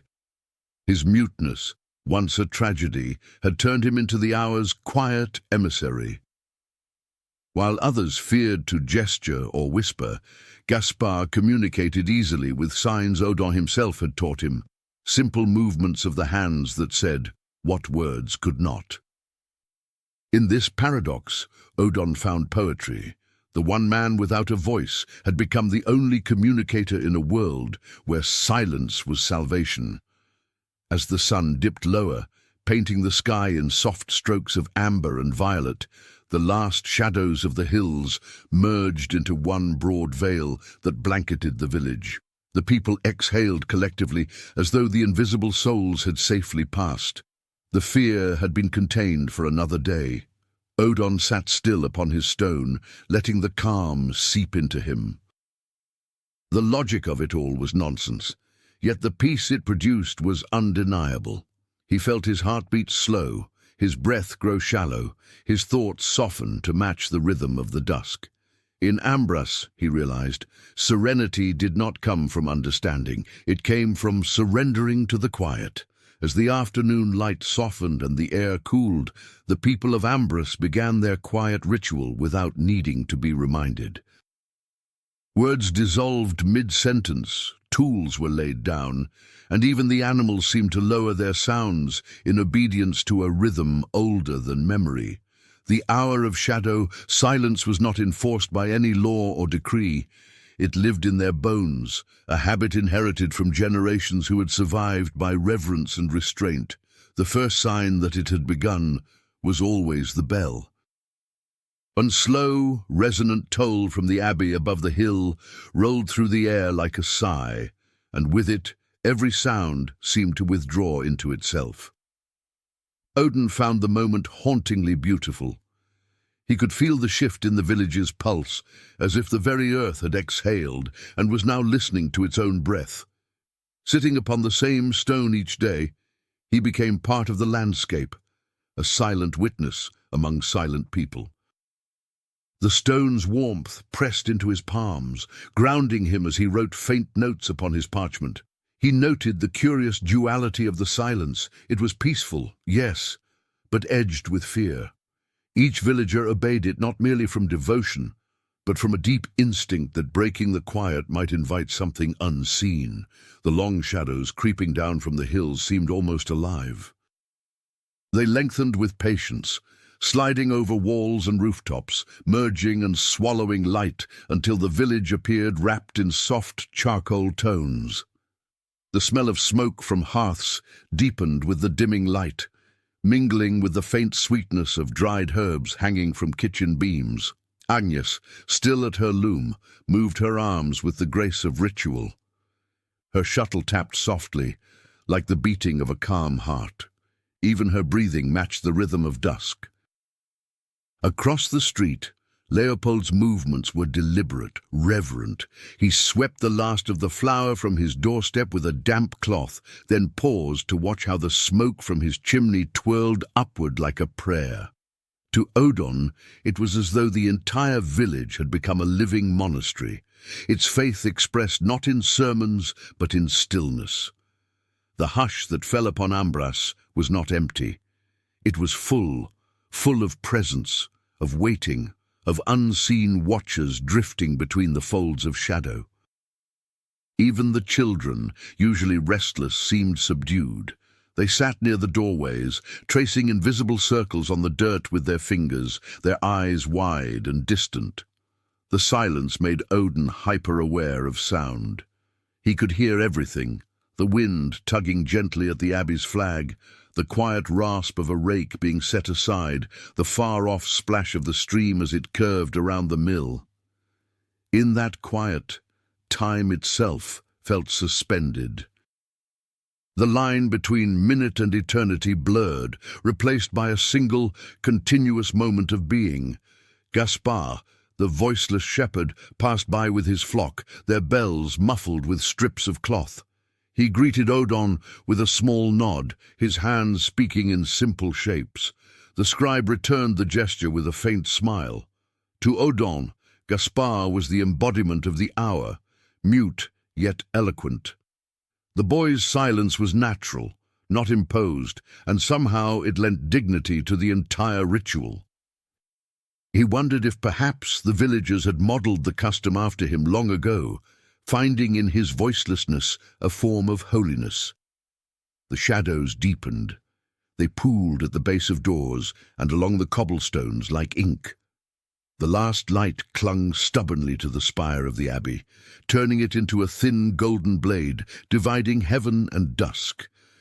The faint rustle of leaves became a melody of its own, an orchestra conducted by the wind, delicate and perfectly timed. It was the only sound that dared to exist beside the quiet of men. Odon's quill remained still. He no longer wrote, he only watched. He felt that to write during the hour might be to disturb it, to fracture something sacred. His thoughts wandered to the larger world, the noise, the shouting, the endless arguments that filled the cities. Here, silence had become civilization. As the final sliver of sun disappeared beyond the ridge, the air grew colder. The people stirred slightly, as if waking from a collective trance. The spell was breaking. A distant murmur rippled through the streets, soft, hesitant words, testing their return to sound. Someone laughed quietly, and the tension dissolved into the rhythm of ordinary life. Odon exhaled and smiled faintly. The passage of the ancient souls had ended without disturbance, and the peace that lingered felt earned. In his journal, he wrote one line before night fell: "They are protected not by walls, but by the discipline of quiet hearts." The next morning unfolded with the same gentle precision that marked every day in Ambras. A thin mist clung to the ground, softening the outlines of the cottages and blurring the boundary between earth and sky. The first bell of the abbey echoed through the valley, low and steady, calling not for prayer, but for awareness. It was the sound that reminded everyone that life, fragile and fleeting, had returned again. Odin awoke before dawn, drawn by the faint light creeping across the wooden shutters of his small guest room. The straw mattress beneath him rustled as he sat up, and the air, sharp with the scent of damp earth and smoke, filled his lungs. He took comfort in the quiet consistency of the village, as though its rhythm existed beyond time itself. Outside, the cobblestones were slick with dew. He stepped carefully, his boots making muted sounds on the stones, respectful of the peace that still lingered from the hour of shadow silence. The air felt heavy with memory, as if the souls that passed the evening before had not yet drifted entirely away. He paused by the well, now illuminated by a soft amber light. The old guardian, Gérard, was already there, straightening the ropes and whispering a morning blessing. Odin admired the man's precision, the deliberate patience in every movement, the quiet faith that even small gestures could keep chaos at bay. The villagers began to appear one by one, emerging from doorways like figures from a dream. No one hurried. Even their footsteps had rhythm, a choreography of calm. A woman carried a basket of herbs. A boy swept the front of a shop. A dog padded silently by, tail low, as though aware of sacred ground. Odin found himself walking toward the abbey, drawn by the sound of distant chanting. The voices were faint, layered and rhythmic, carried by the wind down the slope. They blended with the sound of bells, the hum of bees awakening among the wildflowers, and the rustle of trees, a harmony between devotion and nature. The abbey stood firm against the rising light, its stone walls golden and warm. Odin could see Marguerite at one of the high windows, her silhouette framed by the glow. She was motionless, perhaps in prayer or reflection, her stillness itself a form of worship. When he entered the chapel courtyard, he noticed how clean everything was. The scent of beeswax lingered from the night before, and thin plumes of incense drifted lazily upward. The monks and nuns moved in near silence, communicating with nods and glances. It was a world of quiet efficiency. Marguerite descended soon after, her steps light against the worn stone staircase. She greeted Odin with a faint smile, her expression serene yet alert. "You are awake early," she whispered, and he returned her nod, sensing that speech here was as precious as breath. Together they walked through the cloister, where the shadows of the arches striped the floor like the markings of a sundial. The sound of their footsteps echoed softly, a rhythm that seemed to measure time differently inside the abbey's walls, slower, deeper, eternal. They stopped before a fresco of Saint Uriel painted on the wall, his wings folded and his gaze turned toward the east. Odin studied the faint cracks in the plaster, wondering how faith survived the erosion of centuries. Marguerite touched the image lightly, her fingers lingering as if to draw strength from the saint's silence. "It is said," she murmured, "that when the world became too loud, angels began to speak only through shadow." Her words hung in the air like dust caught in a beam of light. Odin felt their truth, not literal but emotional, settling somewhere deep within him.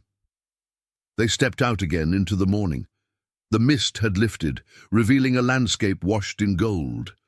Smoke from hearths spiraled lazily upward, and the faint laughter of children at play drifted through the air. It was rare, Odin thought, how joy and discipline coexisted so perfectly here. He watched as the villagers prepared for another ritual, the blessing of the bread, performed after the first harvest of each week. The ceremony was small but solemn, taking place beside the communal oven near the square. Each family brought a small loaf, still warm, wrapped in cloth. They waited in a patient line, and when the time came, they lifted the bread toward the light of the morning sun. No priest led them, no sermon guided them. The silence of the gesture was its own sanctity. Odin noted the details, the crisp sound of the bread's crust as it was broken, the curl of steam rising from within, the smell of yeast and ash mingling with the scent of pine. It was a feast for the senses, though none spoke a word. A child beside him dropped a piece accidentally, and her mother simply bowed her head, pressing her hand to the earth as if asking forgiveness. The scribe was struck by the tenderness of the act. Guilt and grace lived side by side in these people's hearts. Marguerite joined him again, her eyes on the ceremony. "Do you see?" she whispered. "Here, everything broken is blessed again." Her tone carried both sadness and awe, and Odon felt the weight of those words.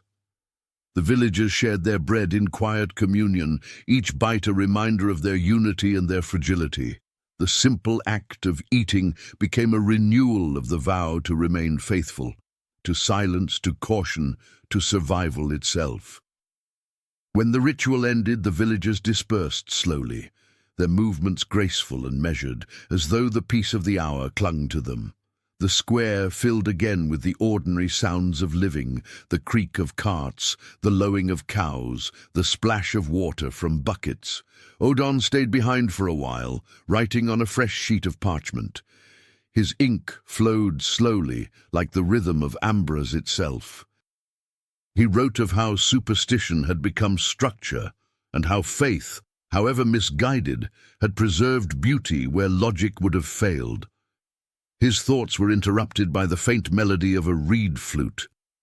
He turned and saw Gaspar, the mute shepherd, sitting beneath a tree, shaping soft notes from his instrument. The sound was tender and wandering, a whisper of the hills themselves. The tune floated through the village, light and melancholy, weaving between doorways and drifting over the rooftops. It broke no rule, for it was not speech, it was the voice of something older than language. Odin listened, feeling an ache of understanding rise within him. The boy's song carried the silence forward, not ending it, but transforming it into music. It was the sound of endurance, of a faith expressed without words. As the morning grew brighter, Odin closed his journal and looked toward the hills where shadows still lingered in their folds. He felt a deep stillness settle in his chest, not the silence of fear, but of peace. In that moment, he knew he had begun to belong to Ambras. Odon, the scribe, remained immersed in the stillness of the hour of shadow silence, feeling the deep calm born from the enforced quiet. He noticed that despite the ban on sound, the villagers used music in subtle, intimate ways. Some mothers lulled their children not with songs, but with gentle, wordless murmurs, soft rhythms that wove a sense of comfort and safety against the backdrop of the outer silence. The faint scent of warm milk and human closeness drifting from the houses carried the aroma of contained, protected life. One of the most touching customs, he observed, was the family's habit of lighting a single oil lamp during the silence. A small, steady flame shielded from the wind, known as the light of vigilance. This flickering glow served as a beacon for the ancient souls, a way to guide them without words, a visible symbol of reverence and devotion. The faint heat of the flame, the scent of burning linseed oil, and the delicate shimmer of light on rough wood created a sensory atmosphere of intimacy and quiet devotion within each home. The slowed rhythm of this contemplative pause allowed Odin to notice details that might otherwise escape him. The way Leopold, the baker, whose hands were usually restless from labor, now kept them folded tightly across his chest. It was a gesture of surrender and waiting, his silent message to the unseen world that he was at rest, that he posed no threat. The soft crackle of firewood from nearby hearths was the only sound that lingered, a reassuring murmur of warmth and order. The end of the shadow silence was not marked by a bell, but by the first sharp pop of the thickest log burning in the abbey's hearth, a dry, sudden sound that, because it was involuntary, did not break the rule, but rather fulfilled it. At once the village stirred again. A low hum of voices began to rise, cautious at first, then growing into a gentle tide of conversation as daily life resumed its pace, slow, grateful, and relieved that another mystical danger had safely passed. A story emerged within that quiet transition, the tale of old Gerard, the well guardian, who used the silence each evening to inspect and clear the village paths. With a broom of woven reeds, he swept away leaves and stones in slow, muffled strokes. The rhythm of his sweeping was considered sacred noise, permitted as a service of vigilance, ensuring that the inverted path, walked every Tuesday in reverse, remained free of obstacles. His careful labor became the heartbeat of the village's quiet watchfulness. As night descended fully, the first stars appeared above the dark hills, and the faint glow of oil lamps flickered through the small, round windows of the cottages. From a distance, it looked like a constellation mirrored upon the earth, a reflection of the village's serenity and order. Odin felt the weight of faith in the absurd grow light within him. The calm of the evening drew him toward rest, a gentle surrender to sleep beneath the invisible protection of Ambras's sacred fears. Marguerite, a nun newly arrived at the abbey atop the hill, had come from a southern monastery that had been wiped out by the plague.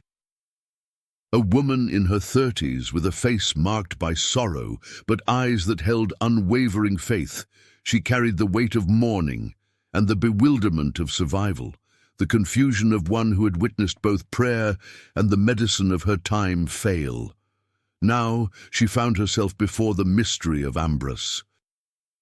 Her new cell was cold, scented with old incense and damp stone, and its narrow window looked directly down upon the village, offering her a distant yet intimate view of the customs that had somehow preserved it.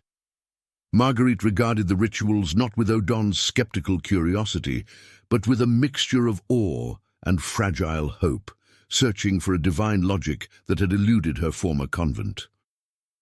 From her vantage point above, the sounds of the Dance of Reversal, performed every Tuesday, drifted faintly to the abbey, a rhythmic murmur of imbalance, the soft drag of feet across packed earth.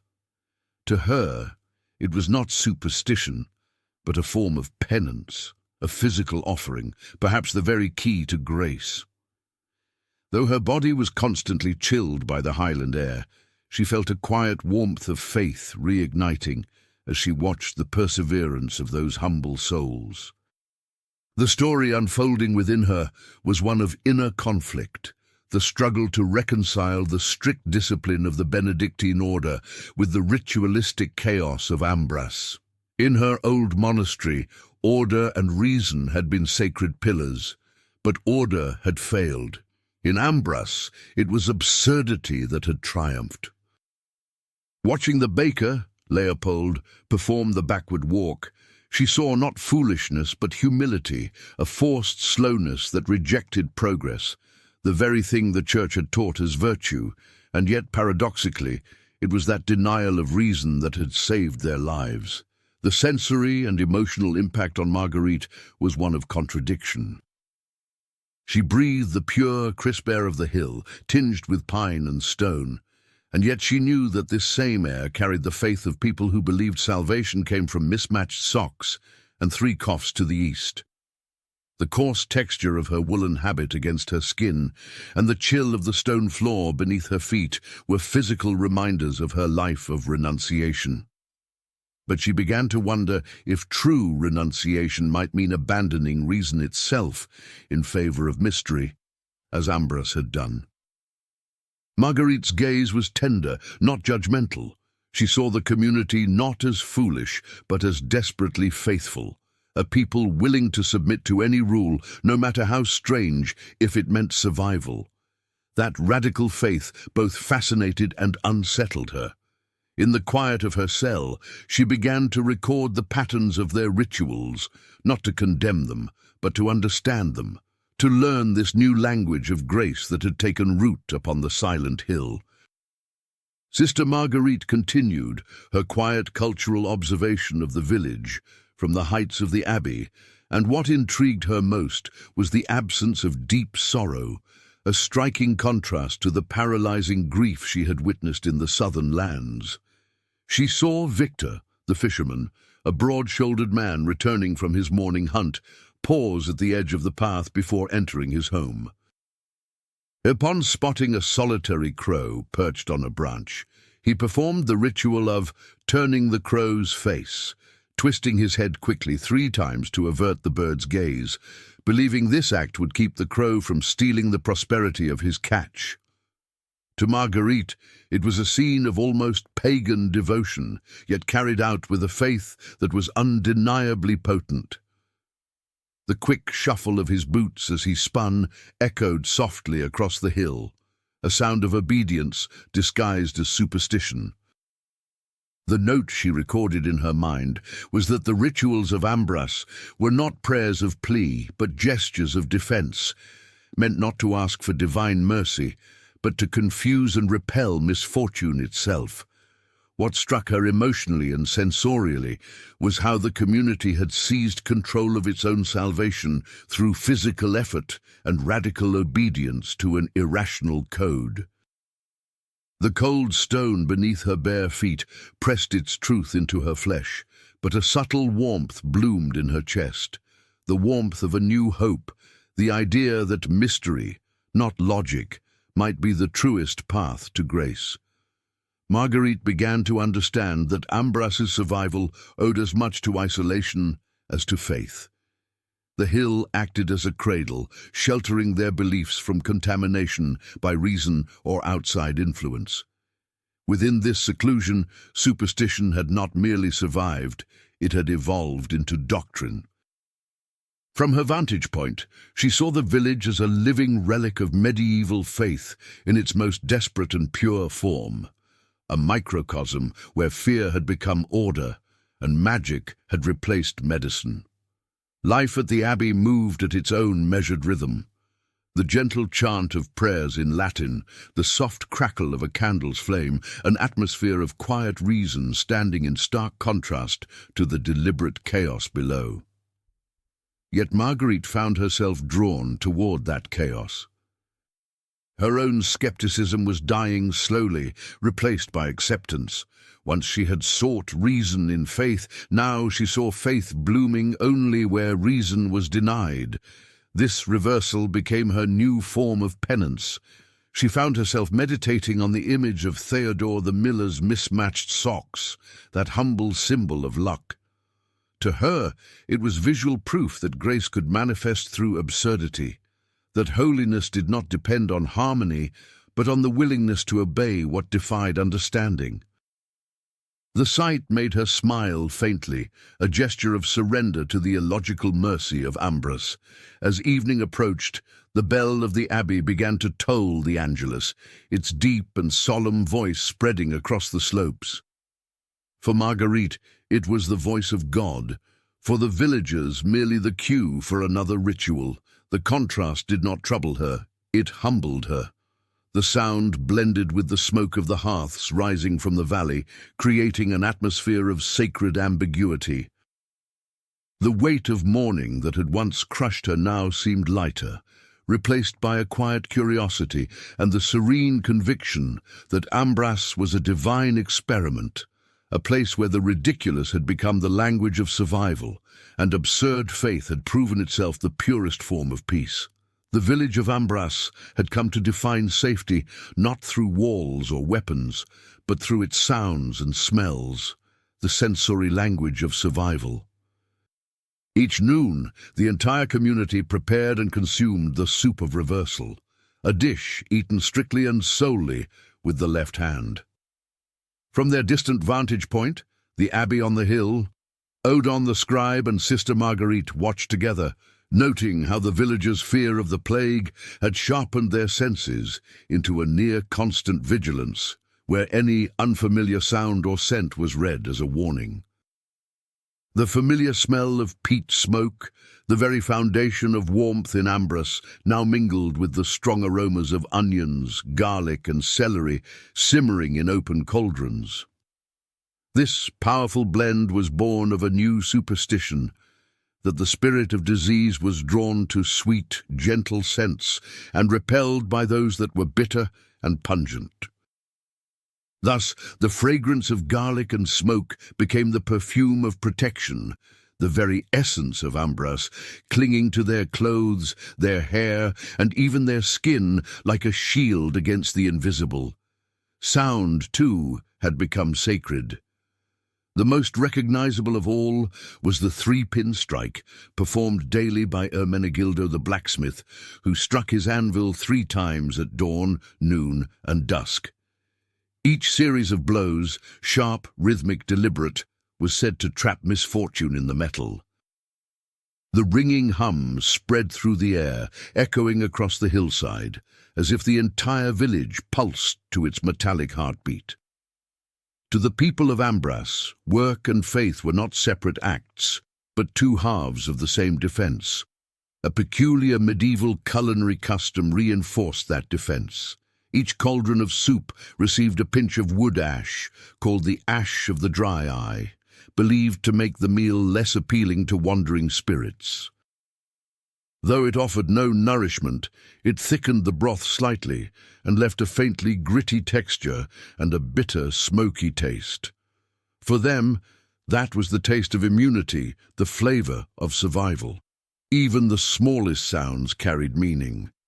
The villagers found reassurance in the muffled thud of Theodore the miller's mismatched socks as he stepped across his doorway dusted with bark powder. That tiny click of sole against stone marked the end of morning vigilance and the beginning of the noon reprieve. Inside, the comforting heat of the hearth mingled with the dense scent of garlic and celery, a sensory lullaby, promising one brief hour of peace beneath the protection of the absurd. Odon and Marguerite felt the intensification of Ambras's sensory world as a testament to human resilience. The richness of smells, sounds, and textures was proof that life, though burdened by superstition, still pulsed with vitality. The strong, lingering aroma of garlic and onions acted as an olfactory barrier, a fragrant curtain shielding them from the fear of sickness.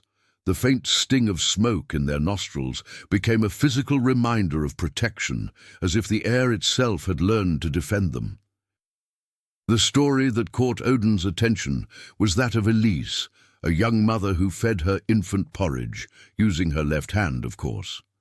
Before each spoonful, she gently blew 3 soft breaths across it, a ritual she called the breath of immunity, ensuring that the food entered the child's body purified. Those gentle, rhythmic breaths formed a sound both tender and deliberate, a private melody of love and vigilance that contrasted with the harsh clanging of Ermenegildo's hammer in the distance. Subtle sounds and gestures filled the rhythm of daily life.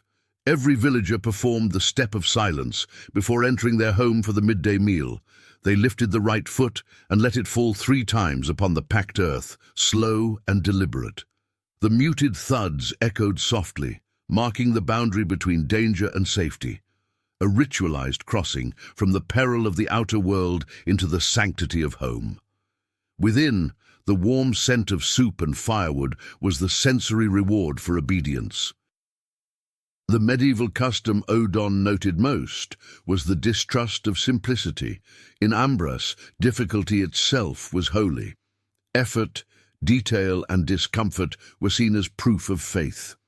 Adding ashes to the soup and using strong-smelling herbs were not practical acts. They were acts of devotion. The logic of hardship turned into sanctity. To the people of Ambras, the smoky bitterness of their food was the taste of virtue, a flavor that carried both penance and pride. The hush of the midday meal, broken only by the quiet sounds of left-handed eating and the soft crackle of the hearth, brought a sense of profound peace. For Odon and Marguerite, watching from afar, that peace was almost tangible, built not from comfort, but from discipline. It was a serenity carved out of pungent air, rhythmic sound, and bitter taste, a harmony born from faith in the absurd. And in that absurdity they realized the villagers had built a shield stronger than any wall. The arrival of the first snow was, in Ambras, met with a strange blend of apprehension and relief. Snow brought the peril of bitter cold, yet it was also believed to lay a sacred barrier across the land, sealing the village from the crawling spirits that roamed upon bare earth. The daylight, already faint and grey, grew dimmer still as heavy clouds pressed low, diffusing the world into a soft, silvery haze. There was a melancholy serenity in the air. Odon, the scribe, felt the shift in temperature not merely as cold, but as a weight, moist and dense, seeping through his wool cloak, clinging to his bones like a memory. With the change of season came a new ritual, the friction of protection. Each morning, every villager rubbed a handful of cold ashes onto their wrists and ankles to warm the blood against fever and form a tactile barrier between flesh and frozen ground. The ashes left behind a faintly rough texture and a smoky scent on the skin, a constant physical reminder of mortality. Outside, the first snow fell soundlessly. Its faint, whispering descent against the rooftops filled the quiet morning with an almost sacred stillness, a prelude to isolation and introspection. One story stood out to both Odon and Marguerite, that of old Gerard, the guardian of the well. Each winter morning he could be seen clearing the path up to the abbey, not to ease anyone's passage upward, but so that Brother Gautier could descend safely to ring the bell. In Ambras, the sound of the bell mattered more than comfort. The slow, deliberate rhythm of Gerard's broom scraping frozen earth became a kind of mantra, a reminder that obedience to ritual was the truest labor, more vital than warmth or rest. The emotional temperature of the village, too, had changed. The terror of the plague, once sharp and immediate, had settled into a chronic, weary vigilance, a quiet acknowledgement that danger never truly vanished. The familiar smell of garlic and smoke, once a triumphant scent of survival, had turned into the perfume of endurance. It lingered thickly over the hill, like incense of anxiety, while the pale light of morning accentuated the restraint etched on the faces and gestures of the villagers. Odon observed how the snow's whiteness and silence transformed the landscape into a stage, upon which the rituals of Ambras played out with renewed clarity. The dance of reversal, performed every Tuesday, was now slower and clumsier upon the icy ground, yet the devotion behind each backward step burned brighter. The villagers' awkward balance against the slickness of the snow only deepened the solemnity of their faith. To Odon, the sight was a perfect metaphor for medieval life itself. Fragile bodies moving uncertainly across treacherous ground, sustained only by the invisible strength of belief. The first true snowstorm arrived during the third week of Advent, a slow curtain of white that blurred the borders between sky and land. Ambras disappeared beneath a silence so pure that even the blacksmith's hammer seemed hesitant to strike. Odon stood near the well, watching the flakes dissolve upon the rim of stone, thinking that this quiet was not absence, but fullness, a stillness that carried weight, like a prayer unspoken. The air held a fragrance of frozen peat and smoke, and beneath it lingered the faint sweetness of grain stored for winter. Each villager moved slower now, their bodies wrapped in layers of wool, their gestures deliberate and small, conserving heat as though conserving faith itself. The rhythm of life had narrowed into the slow heartbeat of survival. Marguerite, gazing from her cell at the abbey, found herself comforted by the muffled world. The sight of roofs blanketed in snow seemed like forgiveness made visible, softening every harsh edge. The bells from the abbey tower rang more gently in the heavy air, their echoes folding back upon themselves, as if heaven wished not to disturb the village below. Inside the homes, the fires burned lower but steadier. Families gathered close, their faces lit by the golden flicker of oil lamps. The smell of garlic and burning wood was no longer oppressive. It was the scent of endurance. It clung to their clothes and dreams alike, an invisible shield between life and the frozen unknown. Odin began to understand that the true miracle of Ambrus was not the absence of plague, but the discipline of fear, the art of transforming dread into ritual. Every movement, every superstition was a method of control, a way to give shape to what could not be seen. To document this, he wrote slowly, feeling the weight of his quill as if recording the pulse of faith itself. The snow deepened each day, and the paths of reversal, the backward roads of their Tuesday walk, became labyrinths of footprints, half filled by drifts. Yet no one dared to alter their direction. Even slipping or falling was seen as part of the sacred disorder, a small offering to the spirit of confusion, who, they believed, guarded the village from worse harm. Marguerite descended once more to the courtyard, her sandals leaving delicate imprints in the snow. She knelt to trace the ash marks left by the morning's friction of protection ritual, seeing in them not superstition, but humility, the simple, earnest belief that the body could serve as a vessel of faith when words had failed. Her breath rose in visible clouds, mingling with the smoke of the kitchens below. The Abbey brothers had begun to chant shorter prayers. The cold bit through their habits, and even piety had to obey temperature. Their Latin words, once strong, now emerged as whispers that hovered briefly and vanished in the icy air. Marguerite listened, realizing that silence had become a new kind of liturgy. Down in the village, the soup cauldrons steamed like small miracles. The strong odor of onions and ashes thickened the air until breathing felt like inhaling faith. Children giggled softly, tracing figures in the frost on the windows, circles and crosses drawn without understanding, yet each mark another link in the invisible chain of protection. Odin recorded the subtle harmony of contrasts, the frailty of hands reddened by cold, the firmness of belief that kept them moving.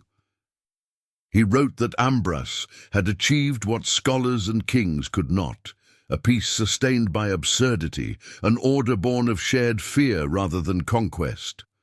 When night fell, the world turned silver.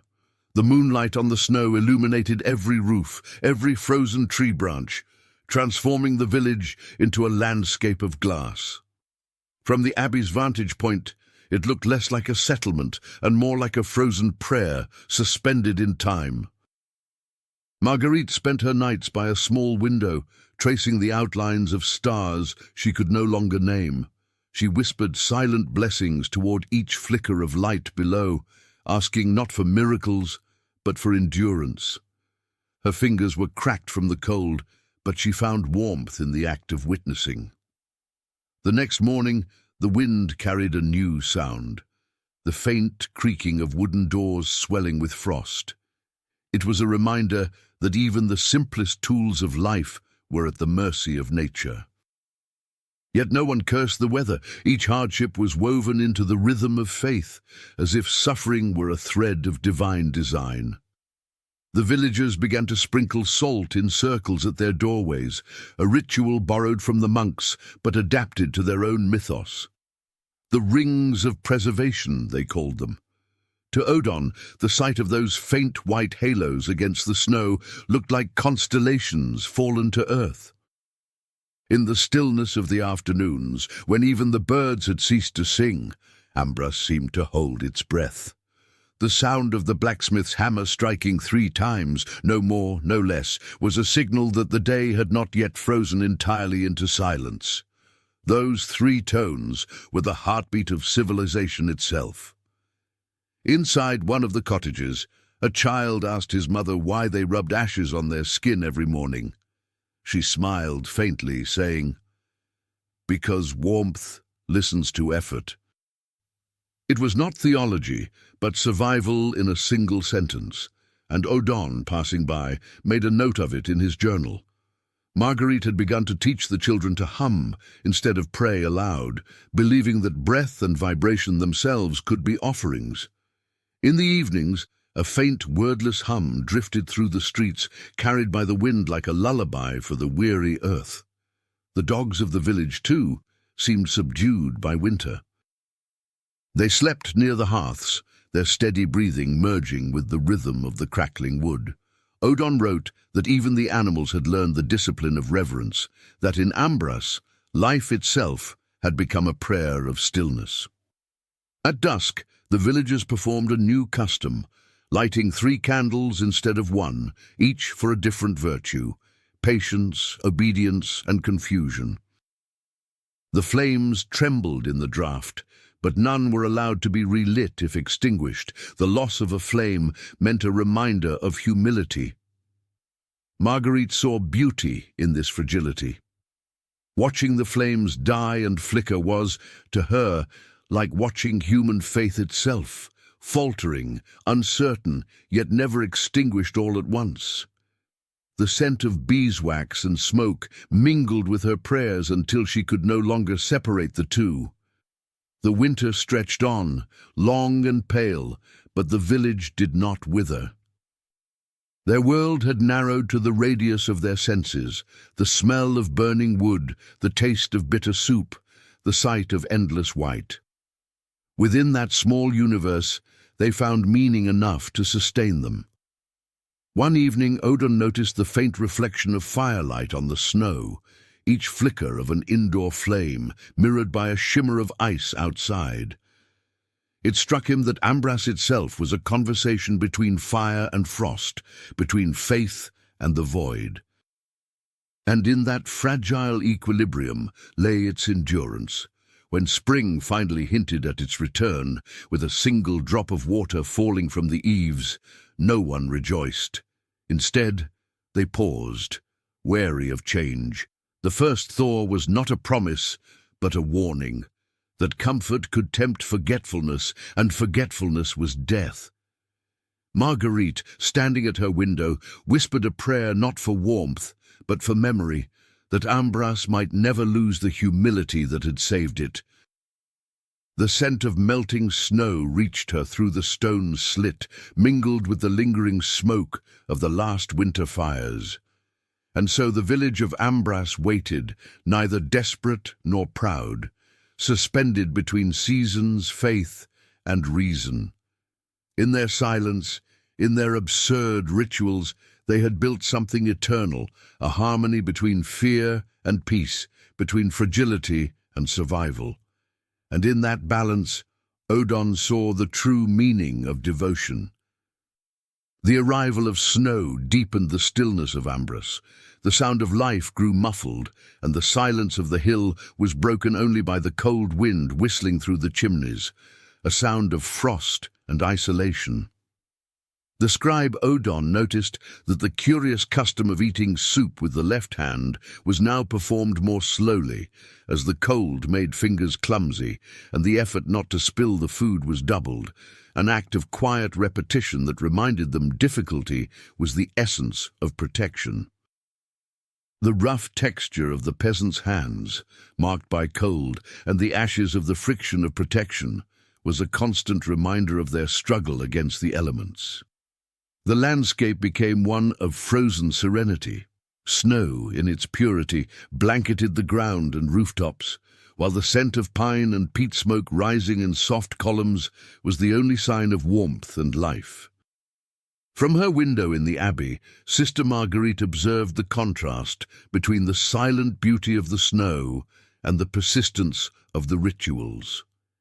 She saw children, their foreheads marked with the sign of confusion, a small blue spot, playing the scattering of stones across the snow, a task now harder and quieter as the stones slid on ice, yet carried out with unshakable seriousness.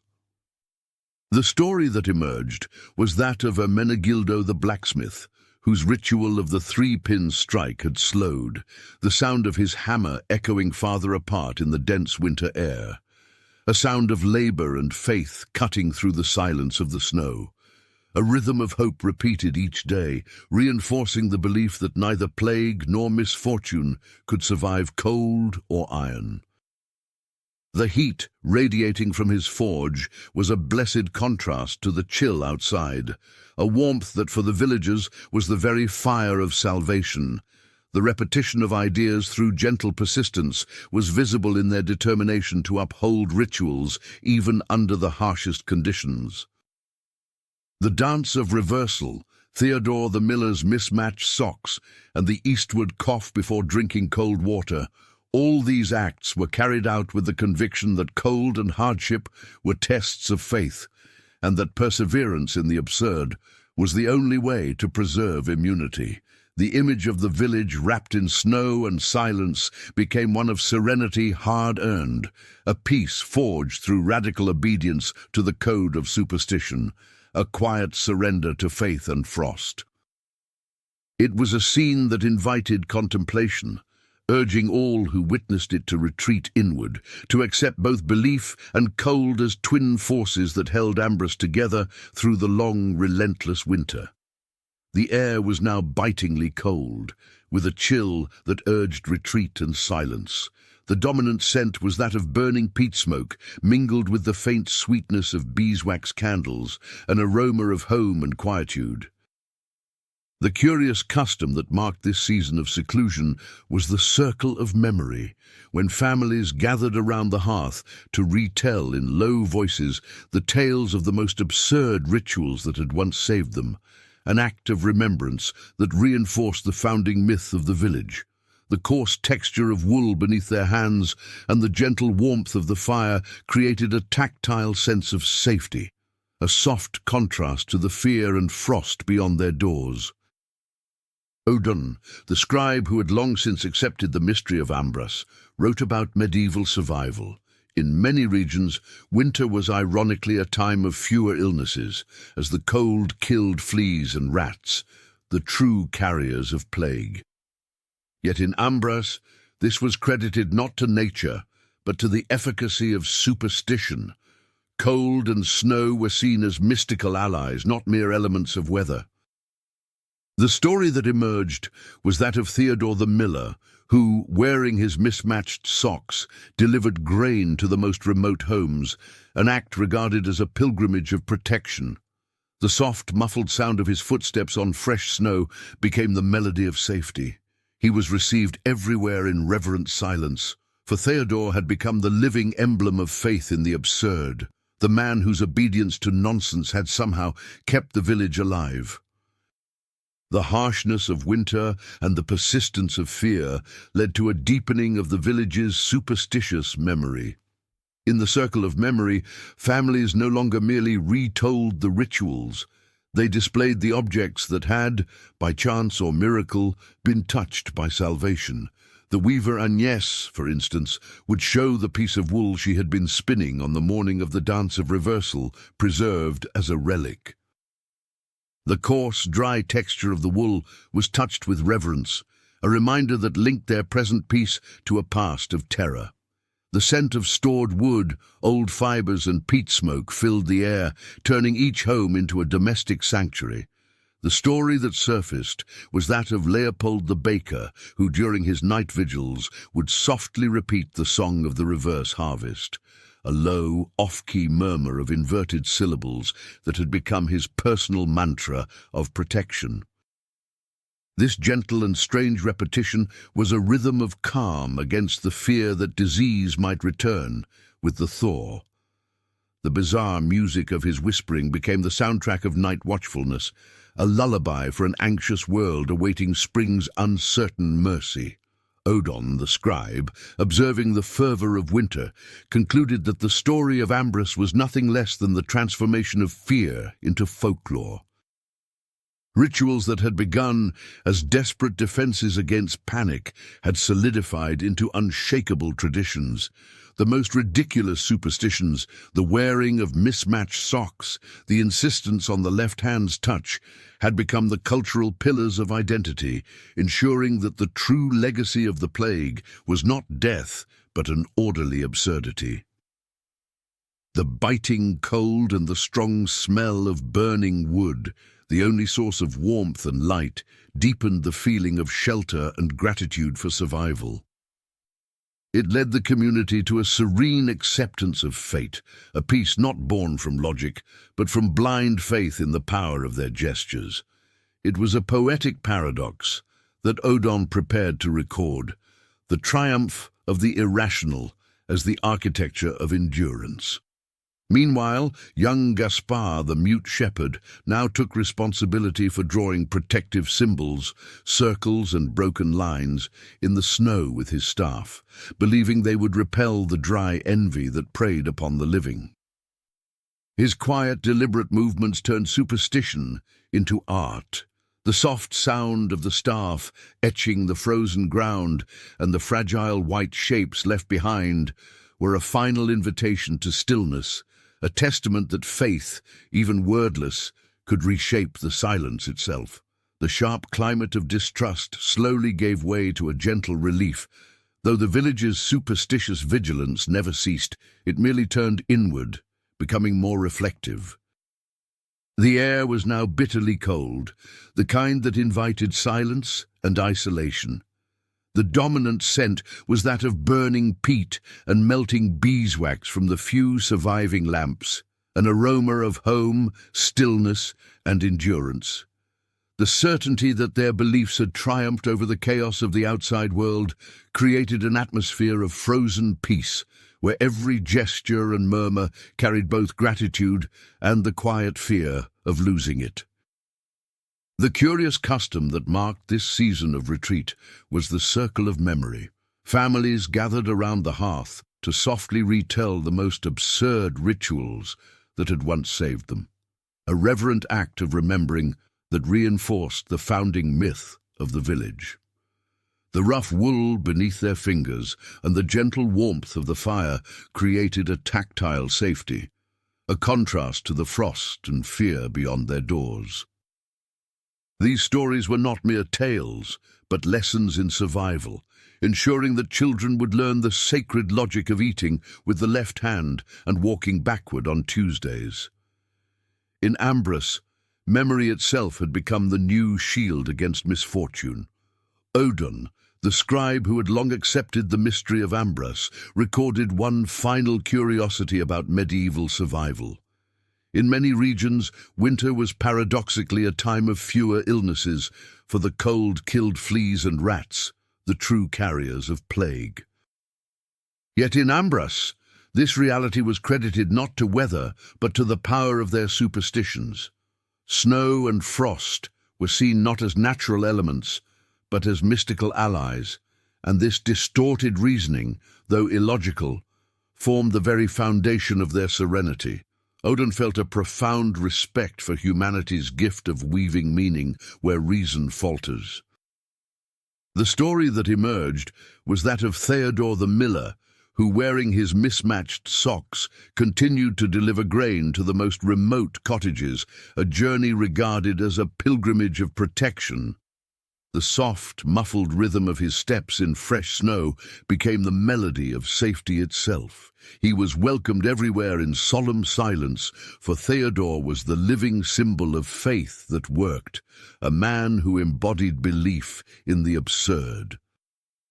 The coarse feel of the flour sack on his shoulders and the dry scent of yeast that followed him were the perfumes of sustenance and devotion. The certainty that the superstitious order had survived the world's disorder brought about a slower rhythm of life.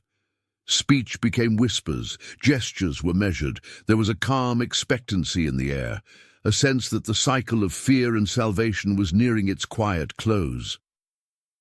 In her cold cell, Sister Marguerite lit a candle for each ritual's name, creating a small sanctuary of light to honor the strength of faith that had prevailed where logic had failed. The lingering smell of garlic and smoke, even in the few meager winter meals, was a gentle reminder that vigilance could not fade.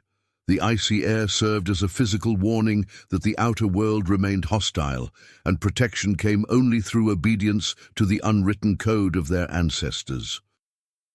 Fear had transformed into discipline, a light, steady burden that each villager carried with humble pride. Another quaint tradition extended even into sleep. Families would place a pair of socks, rarely matching in color, beneath their straw pillows, a variation of Theodore's ritual meant to confuse the crawling nightmares and ensure peaceful rest. The slow, steady breathing that filled the cottages became the music of serenity, a melody of life itself against the frozen silence of the night. The final story of the day belonged to Ermenegildo the blacksmith. Before sleeping, he inspected his forge, feeling the faint warmth of the dying fire and running his fingers along the cold anvil. He softly murmured the 3-pin strike, his private prayer to trap misfortune in the metal until morning. The heat of the iron and the scent of burned coal were his last comforts before surrendering to sleep. And so, the village of Ambras had endured the worst, its code of holy absurdity proven unbroken.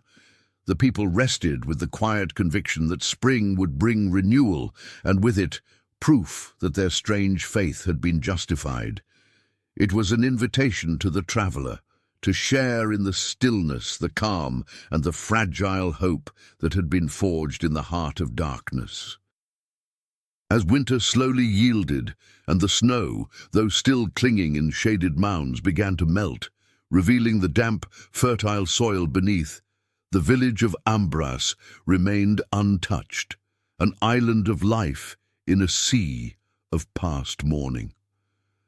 The community entered a state of deep, unhurried relief, a serene certainty that danger had once again passed them by. The scent of wet earth and moss, mingled with the lingering aroma of garlic and peat smoke, formed the perfume of perseverance and safety.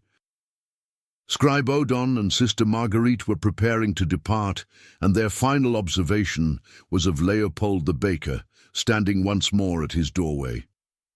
Yet now, instead of walking backward, he performed only a small gesture, a single step back, then one forward.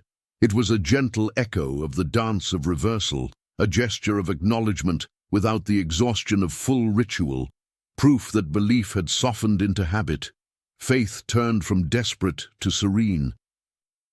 The story that unfolded was that of Agnès the weaver, who, upon leaving her home, paused to look east, not to cough, as once prescribed, but simply to touch her chest and smile. It was a quiet reconciliation between past and present, where fear had been replaced by gratitude. The sound of her slow footsteps and the soft, damp earth beneath her shoes became the rhythm of life beginning anew. A life that would never forget the strange code that had once preserved it. The farewell revealed itself in the image of Theodore the miller, whose famed socks of confusion were now washed and hanging in the sunlight, faded in color but not in meaning. They had become the village's banner, a visible symbol that the absurd had proven the strongest shield against death. The gentle wind, stirring the worn fabric, produced the sound of peace achieved, a slow, calming rhythm that seemed to breathe with the land itself. It was not a dramatic farewell, but rather the quiet assurance that the village of Ambras had found its place in the world, a sanctuary of faith in the illogical, where superstition had become the highest form of order. The peace felt by Odon and Marguerite did not come from the logic they once trusted, but from acceptance of difference and the shared power of belief. They departed knowing that the story of Ambras would forever stand as proof that salvation often resides in the most ridiculous and unexpected of places. Odon and Marguerite bid farewell to the village of Ambras, feeling the warmth of the late morning sun on their faces, a light stronger and gentler than the pale glow of winter. They looked back at the hill, which now seemed less isolated and more welcoming, and at the small round windows that no longer resembled watchful eyes but beacons of serenity.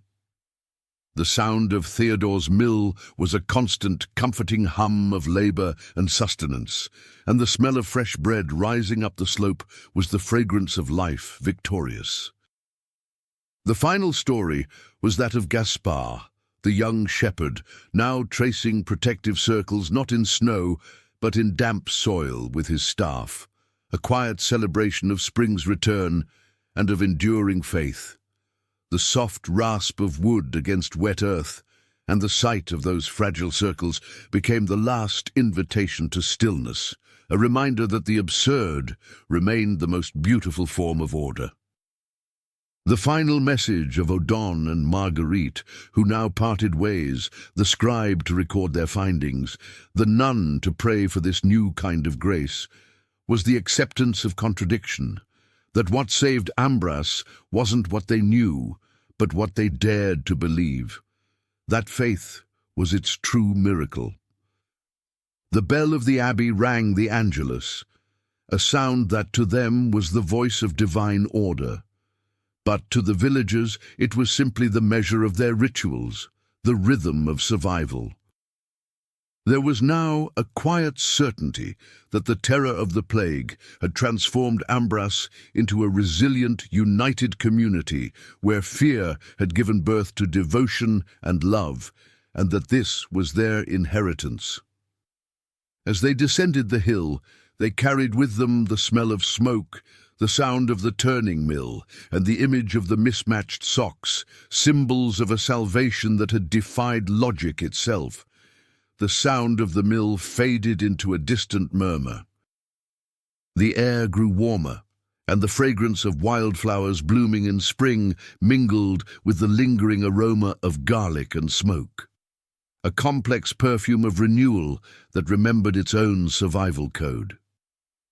Gaspard's story found its quiet conclusion as he painted his circles on the moist earth, this time with natural pigments made from bark, an act of faith and art, a silent hymn to life returning. The sight of the colorful markings glistening in the mud and the soft wind brushing through his hair were the final invitation to calm and acceptance. The morning mist rose and dissolved under the touch of sunlight, a reminder of fading fear and ignorance, leaving behind only the certainty of rebirth. Odon and Marguerite's message endured. What saved Ambras wasn't knowledge, but courage to believe, and that courage itself was the miracle. The Angelus bell continued its calm toll, divine voice to some, mere ritual to others, but to all, the sound of survival. The gentle breeze on Odin's face was the hill's last farewell. He felt the parchment beneath his fingers, ready to record the tale of the village that defied death through asymmetry and reversal, a poetic testimony to the strength of human faith. The soft warmth of sunlight was an invitation to the future, a future of peace, acceptance, and the quiet conviction that the absurd could be a source of harmony. The terror had long passed, leaving behind a people who had turned fear into discipline and superstition into meaning. The rhythm of Odon and Marguerite's footsteps was slow and meditative, echoing the serenity of the village they left behind. They knew the story of Ambras was more than a chronicle. It was a map to peace, drawn with backward steps, eastward coughs, and the awkward grace of the left hand, a legacy of survival that would outlive them all. The last sound was the whisper of the wind, carrying their words and their doubts into eternity. Until tomorrow, traveler, I'll be waiting to wander with you through these forgotten ages. You already know where to find me, right here between history and dream. Like this video, subscribe to the channel and rest well tonight.